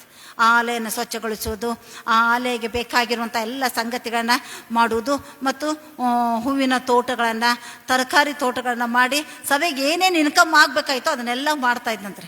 ಆಗ ಅಲ್ಲಿರುವಂಥ ಸಭಿಕರು ಮತ್ತು ಸಭಾಪಾಲಕರು, ಸಭಾ ಹಿರಿಯರು ಒಂದ್ಸರಿ ಕೂತ್ಕೊಂಡು ಮಾತನಾಡಿದ್ರು. ಪಾಪ ಇವನು ನಮಗೋಸ್ಕರ ಇಷ್ಟೊಂದೆಲ್ಲ ಕಷ್ಟಪಡ್ತಾ ಇದ್ದಾನಲ್ಲ, ಅದಕ್ಕೆ ನಾವೇನು ಮಾಡೋಣ, ನಮ್ಮ ಆಲಯದ ಹಿಂದಿನ ಭಾಗ ಎಲ್ಲ ಇದೆಯಲ್ಲ, ಅವನಿಗೆ ಕೊಟ್ಟು ಬಿಡೋಣ. ಅವನ ಜೀವನಾಂಶಕ್ಕೆ ಅವನು ಏನಾದರೂ ಬೆಳೆದುಕೊಳ್ಳಿ, ಅವನಿಗೇನಾಗ್ತದೆ, ಅವನ ಜೀವನಾಂಶಕ್ಕೆ ಆಗ್ತದೆ ಅಂತ. ಆಗ ಹೇಳುವಾಗ ಸಭಿಕರೆಲ್ಲರೂ ಮನಪೂರ್ವಕವಾಗಿ ಒಪ್ಪಿದ್ರಂತ್ರಿ. ಆಗ ಅವನ ತಂದೆಯನ್ನು ಕರೆದ್ರಂತೆ. ಅವನಿಗೊಬ್ಬನೇ ಒಬ್ಬ ಮಗ, ಹೆಂಡತಿ ಆ ಗುಡಿಸಲಲ್ಲಿದ್ದರಂತೆ. ಅವ್ರನ್ನ ಕರೆದಂತೆ, ನೋಡಪ್ಪ, ಇನ್ನು ಮುಂದೆ ನೀನು ಇಷ್ಟೆಲ್ಲ ಸೇವೆ ಮಾಡಿದೆಯಲ್ಲ, ನೀನು ಆಲಯನ ನೋಡಿಕೊಳ್ಳುವುದರಿಂದ ಹಿಡಿದು ನಿನಗೋಸ್ಕರ ನಾವೇನು ಮಾಡ್ತಾ ಇದ್ದೇವೆ, ಆಲಯದ ಅಕ್ಕಪಕ್ಕದಲ್ಲಿರುವಂಥ ಜಾಗವನ್ನು ನಿನಗೆ ಕೊಡ್ತಾ ಇದ್ದೇವೆ.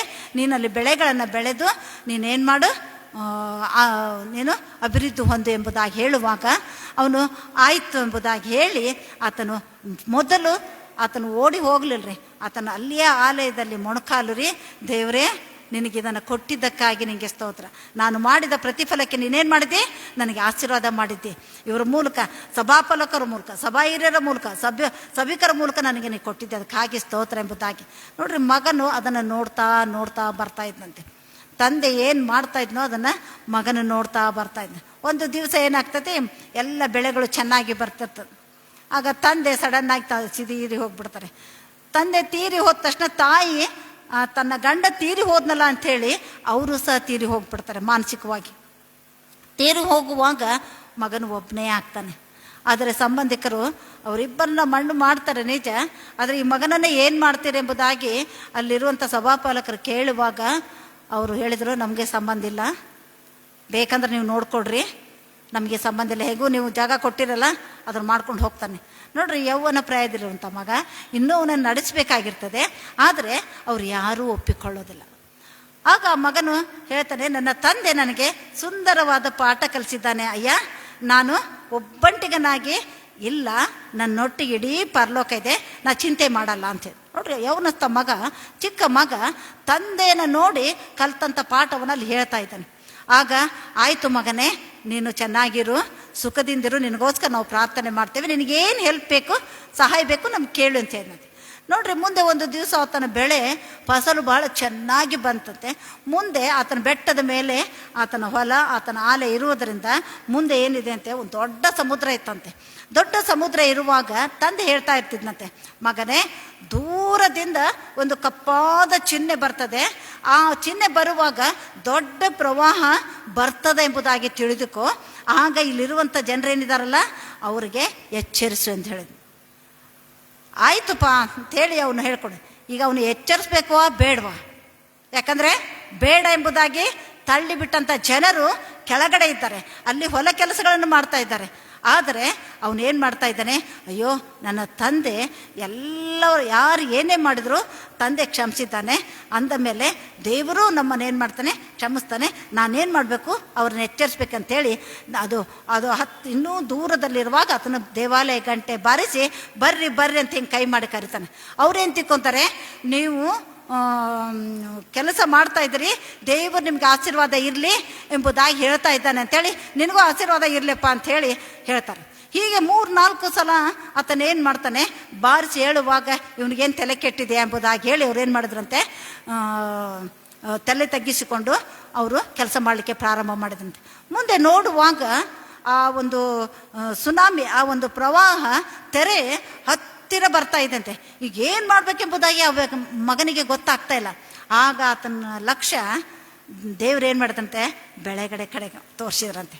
ಮಗನೇ, ನಿನ್ನ ಬೆಳೆ ಇದೆಲ್ಲ, ಇದನ್ನು ಅವ್ರಿಗೋಸ್ಕರ ಸಮರ್ಪಿಸು ಅಂತ ಹೇಳುವಾಗ ಆಯಿತು ಸ್ವಾಮಿ ಅಂಥೇಳಿ ಬೆಂಕಿಪೊಟ್ಟಣ ತೊಗೊಂಡಂದರೆ ಒಣಗಿದ ಫಸಲು, ಇನ್ನೇನು ಕಾಳುಗಳನ್ನು ತಾನು ತುಂಬ್ಕೋಬೇಕು, ಮಾರಬೇಕು, ತನ್ನ ಜೀವನ ಉಪಜೀವನ ನಡೆಸ್ಕೋಬೇಕೆಂಬುದಾಗಿ ಆಲೋಚನೆ ಮಾಡಿದಂಥ ಆ ಮಗನಿಗೆ ಆ ಒಂದು ಸುದ್ದಿ ಕೇಳಿ ಸಂತೋಷ ಆಯ್ತು. ಅವನು ಸಂತೋಷವಾಗಿ ಆಯಿತು ಸ್ವಾಮಿ, ನೀನು ಏನು ರೀತಿ ನಾ ಕಾರ್ಯ ಮಾಡ್ತಾನೆ, ಕೊಡುವವನು ನೀನೇ, ತಗೊಳ್ಳುವನು ನೀನು, ಚಿಂತೆ ಮಾಡಲ್ಲ ಅಂತೆ ಹೋಗಿ ಆ ಕಡ್ಡಿಪಟ್ಟಣ ತಂದು ಬೆಳೆಗಳಿಗೆ ಬೆಂಕಿ ಹಚ್ಚಿಬಿಟ್ನಂತೆ. ಬೆಂಕಿ ಹಚ್ಚಿದಾಗ ಅದು ದಗದಗ ಉರಿಯುವುದನ್ನಲ್ಲಿರುವಂಥ ಜನರು ನೋಡಿ ಎಲ್ಲರೂ ಯೋ ಪಾಪ ಹುಡುಗನ ಇದಕ್ಕೆ ಬೆಂಕಿ ಎದ್ದಿದೆ, ನಾವು ಆರಿಸೋಣ ಬಂದ್ರಂತೆ. ಕೆಳಗಿದ್ದವರೆಲ್ಲ ಮೇಲ್ಗಡೆ ಬಂದ್ರಂತ್ರಿ. ಅವ್ರ ಮೇಲೆ ಬಂದ ತಕ್ಷಣವೇ ಆ ಪ್ರವಾಹ ಏನಾಯ್ತಂತೆ, ಅಲ್ಲಿದ್ದಂಥದ್ದೆಲ್ಲವನ್ನ ಬಡಿದು ಎಲ್ಲವನ್ನ ತೆಗೆದುಕೊಂಡು ಹೋಗ್ಬಿಡ್ತಂತೆ.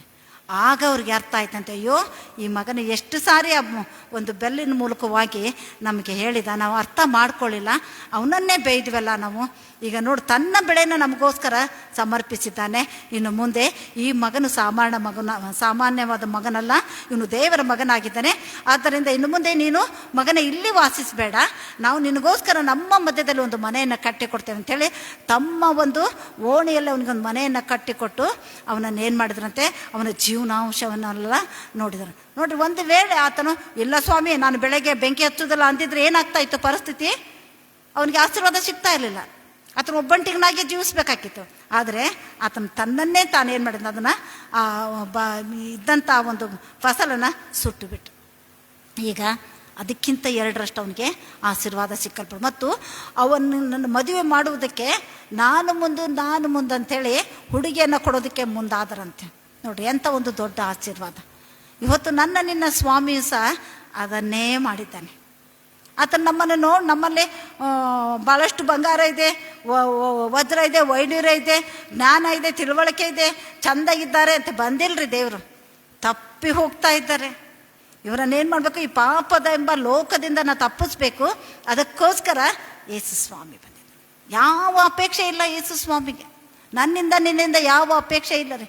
ಒಂದನ್ನೇ ಕೇಳ್ತಾನೆ, ನನ್ನ ಕಾಣಿಕೆನೂ ದೇವ್ರು ಕೇಳಲ್ಲ, ನಿನ್ನ ಕಾಣಿಕೆ ಆಗಲಿ ನನ್ನ ಕಾಣಿಕೆಯಲ್ಲಿ ದೇವರಿಗೆ ಇಷ್ಟ ಅಲ್ಲ. ಅದು ಕೊಡಬೇಕು, ನಾವು ಆಶೀರ್ವಾದ ಹೊಂದಬೇಕು. ಆತನು ಕೊಟ್ಟದ್ರಲ್ಲಿ ನಾವೇನು ಮಾಡ್ತೇವೆ, ಕೊಡುವುದಕ್ಕೂ ಸಹ ನಾವು ಹಿಂದಿರ್ತೇವೆ. ಒಂದೊಂದು ಸಾರಿ ಅಯ್ಯೋ ಕೊಟ್ಬಿಟ್ರೆ, ಇಷ್ಟೊಂದು ಕೊಟ್ಬಿಟ್ರೆ, ಇಷ್ಟು ದಶಮಾಂಶ ಕೊಟ್ಬಿಟ್ರೆ ನಮಗೇನಾಗ್ತದೆ, ಮುಂದೆ ಕಷ್ಟ ಆಗ್ತದಲ್ಲ. ನೋಡ್ರಿ, ನೀವು ಸ್ವತಂತ್ರ ಸಭೆಗಳಿಗೆ ಹೋಗ್ರಿ, ಅವರು ತಮ್ಮ ಸಂಬಳ ಎಷ್ಟಿರ್ತದೋ ಅದಕ್ಕೆ 1000ಕ್ಕೆ 100 ಅಂತ ಹೇಳಿ ಅವ್ರು ಏನು ಮಾಡ್ತಾರೆ, ದಶಮಾಂಶ ತೆಗಿತಾರೆ. ಎಷ್ಟೊಂದು ಸಭೆಗಳಲ್ಲಿ ನಾನು ಅನುಭವಿಸಿದ್ದೇನೆ. ನಾನು ಸಹ ಬೆಂಗಳೂರಿನಲ್ಲಿ ಜಾಬ್ ಮಾಡುವಾಗ ನಾನು ಸಹ ಕೊಟ್ಟವಳಾಗಿದ್ದೇನೆ. ಫಸ್ಟ್ ನನಗೆ ಅಂತ ಆಯಿತು, ಅಯ್ಯೋ ಇಷ್ಟು ಕೊಟ್ಬಿಟ್ರೆ ನಮಗೇನು ಉಳಿತದ ಎಂಬುದಾಗಿ. ಆಗ ನನ್ನ ಅಣ್ಣ ಹೇಳಿದರು, ನೀ ಕೊಟ್ಟು ನೋಡು, ನಿನಗೆ ಮುಂದೆ ಗೊತ್ತಾಗ್ತದ ಅಂತ.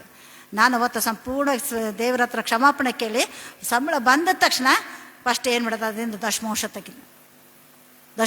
ತೆಗೆದು ಅದು ಎಷ್ಟೇ ಸಾವಿರವಾಗಿರ್ರಿ, ನಮ್ಗೆ ಎಷ್ಟೇ ಸಂಬಳ ಇದ್ದರೂ ಅದಕ್ಕೆ 100, 1000ಕ್ಕೆ 100 ಅಂಥೇಳಿ, ಅದು 10,000 ಆಗಿರ್ಬೋದು, 20,000 ಆಗಿರ್ಬೋದು, 50,000 ಆಗಿರ್ಬೋದು, ಅದನ್ನು ದೇವರ ನಾವು ಹಸ್ತಕ್ಕೆ ಹಾಕುವಾಗ ಅದು ಘಂಟಾಘೋಷವಾಗಿ ಹೆಸರನ್ನು ಹೇಳಿಸಿಕೊಳ್ಳುವುದಲ್ಲ, ಪ್ರಕಟಣೆ ಮಾಡಿಸಿಕೊಳ್ಳುವುದಲ್ಲ, ನಮ್ಮ ಹೃದಯಪೂರ್ವಕವಾಗಿ ಆ ಕಾಣಿಕೆ ಚೀಲದಲ್ಲಿ ಹಾಕುವಾಗ ಅದನ್ನು ಯಾರು ನೋಡ್ತಾರೆ, ಮನುಷ್ಯರು ನೋಡೋದಿಲ್ಲ, ದೇವ್ರು ನೋಡ್ತಾನೆ. ಯಾಕಂದ್ರೆ ಮನುಷ್ಯರ ಆಶೀರ್ವಾದ ಮಾಡೋದಿಲ್ಲ, ನಿನ್ನನ್ನು ಯೇಸು ಸ್ವಾಮಿ ಆಶೀರ್ವಾದ ಮಾಡ್ತಾನೆ. ಅವನೇನು ಮಾಡ್ತಾನೆ, ಆ ಒಂದು ದಶಮಾಂಶವನ್ನು ನನ್ನ ಮಗಳು. ಅದಕ್ಕೆ ಆತನ ಬಡ ವಿಧವೆ ಏನು ಮಾಡ್ತಾ ಇದ್ಲಂತೆ, ತನ್ನಲ್ಲಿರುವಂಥದ್ದನ್ನೇ ಏನು ಮಾಡಿದ್ಲಂತೆ, ಆ ದುಗ್ಗಾಣಿಯನ್ನು ಕೊಟ್ಟುಬಿಟ್ಲಂತೆ. ಅದರಲ್ಲಿರುವಂಥವರೆಲ್ಲರೂ ತಮಗೆ ಮಿಕ್ಕಿದರಲ್ಲಿ ಅವರು ದೇವರಿಗೆ ಹಾಕ್ತಾ ಇದ್ರಂತೆ. ಅದಕ್ಕೆ ಇವರಲ್ಲಿ ಯಾರ ಕಾಣಿಕೆ ಶ್ರೇಷ್ಠ? ಆ ಬಡ ವಿಧವೆ ಕಾಣಿಕೆ ಶ್ರೇಷ್ಠ. ಯಾಕೆ? ತನ್ನಲ್ಲಿ ಉಪಜೀವನಕ್ಕೆ ಆಕೆ ಯಾವುದಿಲ್ಲ. ಈಗ ಅದನ್ನು ಹಾಕಿಬಿಟ್ರೆ ಆಕೆ ಉಪಜೀವನ ಇಲ್ಲ. ಆದರೆ ದೇವರಿಗೆ ಆಕೆ ಪ್ರಥಮ ಸ್ಥಾನ ಕೊಟ್ಟಳು. ದೇವರಿಗೆ ಕೊಡುವುದನ್ನು ಆಕೆ ನಿಲ್ಲಿಸಲಿಲ್ಲ. ಅದಕ್ಕೆ ಅಲ್ಲಿ ಯೇಸು ಯಾವ ರೀತಿಯಾಗಿ ಸಂಬಂಧಗಳನ್ನು ಆತನು ಉಂಟು ಮಾಡಿದ ಮತ್ತು ಆಶೀರ್ವಾದ ಮಾಡಿದನೆಂಬುದಾಗಿ ಒಂದು ಕೆಲವೊಂದು ವಾಕ್ಯಗಳಿದೆ. ಅದನ್ನು ನೋಡಿಕೊಂಡು ಈ ಒಂದು ಪ್ರಸ್ತಾಪವನ್ನು ನಾನು ಮುಕ್ತಾಯಗೊಳಿಸ್ತೇನೆ. ಮೊದಲನೇದಾಗಿ ಗಲಾತ್ಯ 1ನೇ ಅಧ್ಯಾಯ 4ನೇ ವಚನ. ಗಲಾತ್ಯ 1:4. ಈತನು ನಮ್ಮನ್ನು ಕೆಟ್ಟದ್ದಾಗಿರುವ ಈಗಿನ ದುಷ್ಟ ಯುಗದೊಳಗಿಂದ ಬಿಡಿಸಬೇಕೆಂದು ನಮ್ಮ ತಂದೆಯ ಚಿತ್ತಕ್ಕನುಸಾರವಾಗಿ ನಮ್ಮ ಪಾಪಗಳ ದೆಸೆಯಿಂದ ತನ್ನನ್ನು ಮರಣಕ್ಕೆ ಒಪ್ಪಿಸಿ ನಮ್ಮನ್ನೇನು ಮಾಡಿದಂತೆ, ತಂದೆಯೊಟ್ಟಿಗೆ ಒಂದೇ ಮಕ್ಕಳಾಗಿ ಒಂದೇ ಸಂಬಂಧವಾಗಿ ಆತನು ತನ್ನನ್ನೇ ತಾನೇನು ಮಾಡಿದಂತೆ, ನಾವು ಪಾಪಿಗಳು, ನಾವು ದುಷ್ಟರಾಗಿದ್ದರೂ ನಮಗೋಸ್ಕರ ಪ್ರಾಣ ಕೊಟ್ಟು ಆತನ ಏನು ಮಾಡಿದಂತೆ, ತಂದೆಯೊಂದಿಗೆ ನಮ್ಮನ್ನು ಒಂದು ಮಾಡಿದ್ನಂತ್ರಿ. ಇನ್ನು ಎರಡನೇದಾಗಿ 1 ಪೇತ್ರ 2ನೇ ಅಧ್ಯಾಯ 9ನೇ ವಚನದಲ್ಲಿ ಹೇಳಲ್ಪಡ್ತಾ ಇದೆ, ನಮ್ಮನ್ನು ಕತ್ತಲೆಯೊಳಗಿಂದ ಕರೆದು ತನ್ನ ಆಶ್ಚರ್ಯಕರವಾದ ಬೆಳಕಿನಲ್ಲಿ ಸೇರಿಸಿದಾತನ ಗುಣಾತಿಶಯಗಳನ್ನು ಪ್ರಚಾರ ಮಾಡುವವರಾಗುವಂತೆ ದೇವರಾದುಕೊಂಡ ಜನಾಂಗವು, ರಾಜವಂಶಸ್ಥರಾದ ಯಾಜಕರು, ಮೀಸಲಾದ ಜನವು, ದೇವರ ಸ್ವಕೀಯ ಪ್ರಜೆಯು ಆಗಿದ್ದೀರಿ ಎಂಬುದಾಗಿ ಅಲ್ಲಿ ಯೇಸು ಸ್ವಾಮಿ ಅಲ್ಲಿ ಹೇಳ್ತಾ ಇದ್ದಾನೆ. ನಾವೇನಂತೆ, ದೇವರಾದುಕೊಂಡ ಜನಾಂಗ, ರಾಜವಂಶಸ್ಥರಾದ ಜನಾಂಗ, ಯಾಜಕರು, ಮೀಸಲಾದ ಜನವು ಮತ್ತು ದೇವರಿಗೆ ಸ್ವಂತದವರು. ಯಾಕೆ? ಆತನ ಗುಣಾತಿಶಯಗಳನ್ನ, ಆತನ ವಿಷಯವನ್ನು ನಾವೇನು ಮಾಡ್ಬೇಕಂತೆ, ಲೋಕಕ್ಕೆ ಸಾರಬೇಕಂತೆ. ಅಂದರೆ ತಪ್ಪಿ ಹೋದ ಮಕ್ಕಳಿಗೋಸ್ಕರ ನಾವು ಪ್ರಾರ್ಥನೆ ಮಾಡುತ್ತಾ ಆ ಬೀಜವನ್ನು ಬಿತ್ತುವುದಾದರೆ ಅದು ಬಹು ದಿವಸದ ಮೇಲೆ ನಮಗೇನಾಗ್ತದೆ, ಸಿಕ್ಕಲ್ಪಟ್ಟೇ ಪಡ್ತದೆ. ಈಗ ಸಿಗದೆ ಹೋದ್ರು, ಸ್ವಲ್ಪ ದಿವಸವಾದ್ಬೇದ್ರು ಸಿಕ್ಕೇ ಸಿಗ್ತದೆ. ಆದ್ದರಿಂದ ಯೇಸು ಸ್ವಾಮಿ ನನಗೆ ನಿನಗೆ ಬೆಳಕಾಗಿ ಬಂದನು. ನಾವು ಸಹ ಇತರರಿಗೆ ಏನಾಗಬೇಕು, ಬೆಳಕಾಗಿದ್ದುಕೊಂಡು ಆತನ ಒಂದು ಗುಣಗಳನ್ನು ನಾವೇನು ಮಾಡಬೇಕು, ಪ್ರಕಾಶಪಡಿಸಬೇಕು. ಈ ರೀತಿ ನಾವು ಮಾಡಬೇಕು. ಆ ರೀತಿ ಮಾಡುವಾಗ ದೇವರ ಆಶೀರ್ವಾದ ನಾವು ಹೊಂದ್ಕೊಳ್ತಾ ಇದ್ದೇವೆ. 4ನೇದಾಗಿ ಯೋಹಾನ 4ನೇ ಅಧ್ಯಾಯ 34. ಯೋಹಾನ 4:34. ನನ್ನನ್ನು ಕಳುಹಿಸಿದ ಆತನ ಚಿತ್ತದಂತೆ ಮಾಡಿ ಆತನ ಕೆಲಸವನ್ನೇ ಪೂರೈಸುವುದೇ ನನ್ನ ಆಹಾರವೆಂಬುದಾಗಿ ಹೇಳ್ತಾ ಇದೆ. ದೇವರ ಚಿತ್ತವನ್ನು ನೆರವೇರಿಸುವುದೇ ನನ್ನ ಆಹಾರ ಎಂಬುದಾಗಿ. ಅಲ್ಲಿ ಸಮಾರ್ಯ ಸ್ತ್ರೀಯ ವಿಷಯದಲ್ಲಿ ನಾವು ನೋಡ್ತಾ ಇದ್ದೇವೆ. ಸಮಾರ್ಯ ಸ್ತ್ರೀಯೊಟ್ಟಿಗೆ ಮಾತನಾಡ್ತಾನೆ, ಆಕೆಯಲ್ಲಿರುವಂಥ ಎಲ್ಲ ತಪ್ಪು ಸಂಗತಿಗಳನ್ನು ಆಕೆಗೆ ತಿಳಿಪಡಿಸ್ತಾನೆ. ಆಕೆ ಅದನ್ನು ತಿಳಿದುಕೊಂಡು, ಹೌದಲ್ಲ, ನನ್ನಲ್ಲಿರುವಂಥ ಜೀವನ ಚರಿತ್ರೆ ಆತರು ಹೇಳಿದ್ನಲ್ಲ ಅಂಥೇಳಿ ಅವಳು ಊರೊಳಗೆ ಹೋಗಿ ಜನರಿಗೆ ಏನು ಮಾಡ್ತಾಳೆ, ತನ್ನ ಸಾಕ್ಷಿಯನ್ನು ಹೇಳ್ತಾನೆ. ತನ್ನ ಸಾಕ್ಷಿ ಕೇಳಿದಂಥ ಜನರು ನಂಬಿ ಯೇಸುವನ್ನು ತಮ್ಮ ಬಳಿಯಲ್ಲಿ ಇಟ್ಟುಕೊಂಡು ಆತನ ಬಾಯಿಂದ ಬರುವಂಥ ವಾಕ್ಯಗಳನ್ನು ಕೇಳಿ ಅವರೇನಾದ್ರಂತೆ, ನಂಬಿದರಂತೆ. ಮತ್ತು ಅಷ್ಟೇ ಅಲ್ಲ, ಈತನೇ ಬರಬೇಕಾದ ಲೋಕಕ್ಕೆ ರಕ್ಷಣೆ ಎಂಬುದಾಗಿ ಪ್ರಕಟ ಮಾಡಿದರಂತೆ. ಯಾವಾಗ? ಆತನನ್ನು ನಂಬುವಾಗ. ನೋಡ್ರಿ, ಆ ಸಮಾರ್ಯದ ಸ್ತ್ರೀ ನೋಡ್ರಿ, ಸಮಾರ್ಯ ಮತ್ತು ಯಹೂದರಿಗೆ ಹೊಕ್ಕು ಬಳಕೆ ಇದ್ದಿದ್ದಿಲ್ಲ. ಆದರೆ ಯೇಸು ಸ್ವಾಮಿ ಆ ವಿಷಯದಲ್ಲಿ ತಲೆ ಕೆಡಿಸ್ಕೊಳ್ರಿ. ಆತನು ಆ ಒಂದು ಸ್ತ್ರೀ ಮೂಲಕವಾಗಿ ಆ ಒಂದು ಊರನ್ನು ರಕ್ಷಿಸಬೇಕಾಯ್ತು. ಆ ಊರಿನಲ್ಲಿಂದ ಜನರನ್ನು ಏನು ಮಾಡಬೇಕಾಗಿತ್ತು, ಅವರು ರಕ್ಷಿಸಬೇಕಾಗಿತ್ತು. ಆದ್ದರಿಂದ ಆತನಲ್ಲಿ ಕಾರ್ಯ ಮಾಡಿದ. ಇನ್ನು ಮತ್ತು ಆತನ ದೇವರೊಂದಿಗೆ ಆ ಒಂದು ಊರಿನಲ್ಲಿ ಯಾರ್ಯಾರು ನಂಬಿದರೋ ಅವರನ್ನು ಸಂಬಂಧಿಕರನ್ನಾಗಿ ದೇವರೊಟ್ಟಿಗೆ ಸೇರಿಸಿದನು. ಎಂಥ ಒಂದು ದೊಡ್ಡ ಆಶೀರ್ವಾದ. ಮತ್ತು ಅಷ್ಟೇ ಅಲ್ಲ, ನಾವು ಏನು ಮಾಡಬೇಕಾಗಿದೆ, ಈ ಹೊತ್ತು ನಾವು ಸಹ ದೇವರ ಕೊಟ್ಟಂಥ ಕೆಲಸವನ್ನು ಪೂರೈಸೋದಾದರೆ ನಾವು ಆತನ ಸಂಬಂಧಿಗಳಾಗಲಿಕ್ಕೆ ಸಾಧ್ಯತೆ ಉಂಟು. ಇನ್ನು ಯೋಹಾನ 11:40-44, ಯೋಹಾನ 11:40-44 ಕೊನೆಯದಾಗಿ ನಾವು ನೋಡ್ತೇವೆ. ಎಂತ ತನ್ನ ಸ್ನೇಹಿತನಾದ ಲಾಜರನು ಏನು ಮಾಡಿದಂತೆ, ಅಸ್ವಸ್ಥತೆಯಲ್ಲಿ ಇರುವಾಗ ಹೇಳಿ ಕಳಿಸಿದಾಗ ಆತನು ಹೋಗ್ಲಿಲ್ಲರಿ. ಯಾಕೆ ಹೋಗಲಿಲ್ಲ ಅಂದರೆ ತನ್ನನ್ನು ಮಹಿಮೆ ಪಡಿಸೋದಕ್ಕಾಗಿ, ದೇವರನ್ನು ಮಹಿಮೆ ಪಡಿಸೋದಕ್ಕೆ ಆತನ ಅಲ್ಲೇ ನಿಂತ್ಕೊಂಡು. ನೋಡ್ರಿ, ಆತನು ಸತ್ತ ಆದಮೇಲೆ 4ನೇ ದಿವಸ ಪರಿಸ್ಥಿತಿ ಏನಾಗ್ತದೆ, ಬರೀ 1 ದಿವಸ 2 ದಿವಸ ಇಟ್ಟರೆ ಏನಾಗ್ತದೆ, ಎಷ್ಟೇ ಇಂಜೆಕ್ಷನ್ ಕೊಟ್ಟರು ಮನೇಲಿಟ್ಟರೆ ವಾಸನೆ ಬರ್ತದೆ, ಸೋರಿ ಹೋಗ್ತಾ ಇರ್ತದೆ, ಏನೆಲ್ಲ ಸಂಗತಿಗಳಾಗ್ತದೆ. ಎಷ್ಟೊಂದು ನರ್ಸ್ಗಳಿಲ್ಲಿದ್ದೀರಿ, ಎಲ್ಲರಿಗೂ ಗೊತ್ತುಂಟು. ಆದರೆ ಅಲ್ಲಿ 4 ದಿವಸ ಅವನನ್ನೇನು ಮಾಡಿದ, ಸಮಾಧಿಯಲ್ಲಿ ಇಡಲ್ಪಟ್ರಂತೆ.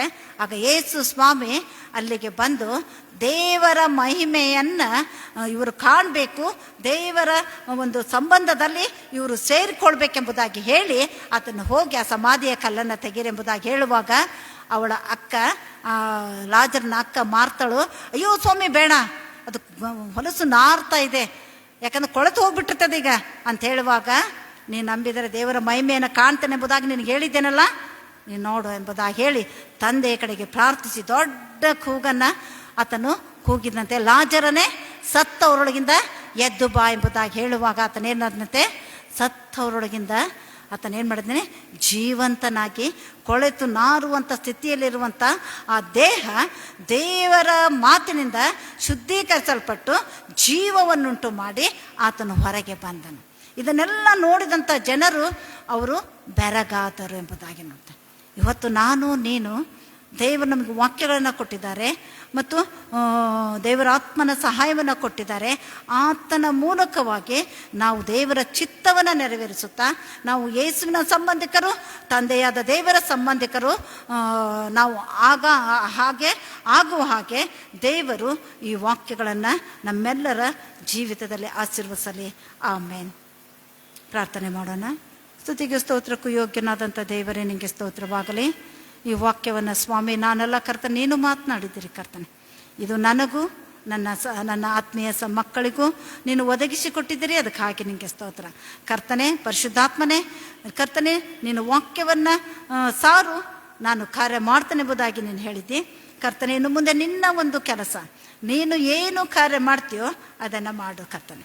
ಮಾಡಿ ಕರ್ತನೆ, ನಾವೆಲ್ಲರೂ ಕರ್ತನೆ 100ಕ್ಕೆ 100ರಷ್ಟು 30, 60, 100ರಷ್ಟು ಫಲವನ್ನು ಹೊಂದಿಕೊಳ್ಳಿಕ್ಕಾಗುವಂತೆ ಮತ್ತು ಕರ್ತನೆ ಯೋಬನ ಹಾಗೆ 2ರಷ್ಟು ಆಶೀರ್ವಾದವನ್ನು ಹೊಂದಿಕೊಳ್ಳಿಕ್ಕಾಗುವಂತೆ ಕೃಪೆ ಮಾಡಬೇಕಾಗಿ ಯೇಸು ಕ್ರಿಸ್ತನ ಘನವುಳ್ಳ ನಾಮದಲ್ಲಿ ಬೇಡಿ ಹೊಂದಿದ್ದೇನೆ ನನ್ನ ಪರಲೋಕದ ತಂದೆಯೇ. ಆಮೇನ್, ಆಮೇನ್.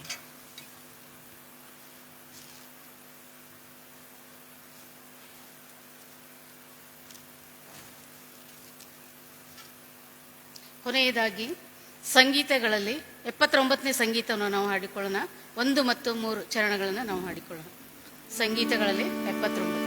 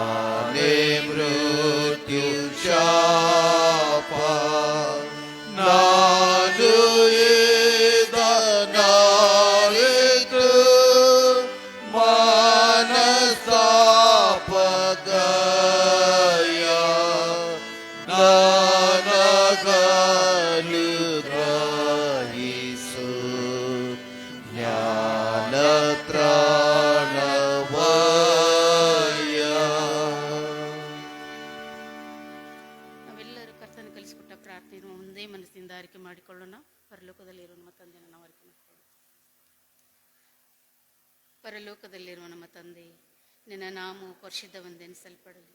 ನಿಮ್ಮ ರಾಜ್ಯವು ಬರಲಿ. ನಿಮ್ಮ ಚಿತ್ತವು ಪರಲೋಕದಲ್ಲಿ ನೆರವೇರು ಪ್ರಕಾರ ಭೂಲೋಕದಲ್ಲಿಯೂ ನೆರವೇರಲಿ. ನಮ್ಮ ಅನುದಿನದ ಆಹಾರವನ್ನು ಈ ಹೊತ್ತು ನಮಗೆ ದಯಪಾಲಿಸು. ನಮಗೆ ತಪ್ಪು ಮಾಡಿದವರು ನಾವು ಕ್ಷಮಿಸುವಂತೆ ನಮ್ಮ ತಪ್ಪನ್ನು ಕ್ಷಮಿಸು. ನಮ್ಮನ್ನು ಶೋಧನೆಯೊಳಗೆ ಸೇರಿಸದೆ ಕೇಳಿದ ನಮ್ಮನ್ನು ತಪ್ಪಿಸು.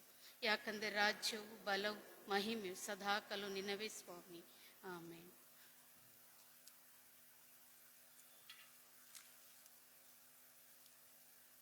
ನಾವು ದೇವರ ಆಶೀರ್ವಾದಗಳನ್ನು ಹೊಂದಿಕೊಳ್ಳೋಣ. ನಮ್ಮ ಕರ್ತನಾದ ಯೇಸು ಕ್ರಿಸ್ತನ ಕೃಪೆಯು, ತಂದೆಯಾದ ದೇವರ ಪ್ರೀತಿಯು, ಪರಿಶುದ್ಧಾತ್ಮನ ಅನ್ಯೋನ್ಯತೆಯು, ವಾಕ್ಯ ಕೇಳಿದಂಥ ನಮ್ಮೆಲ್ಲರೊಟ್ಟಿಗೂ ಸದಾ ಕಾಲ ನಮ್ಮೊಟ್ಟಿಗೆ ಇದ್ದುಕೊಂಡು ನಾವು ಈ ಲೋಕದೊಳಗೆ ಹೋಗುವಾಗ ನಮ್ಮೊಂದಿಗೆ ಇದ್ದುಕೊಂಡು ನಮಗೆ ಸಹಾಯ ಮಾಡು. ಆಮೇನ್.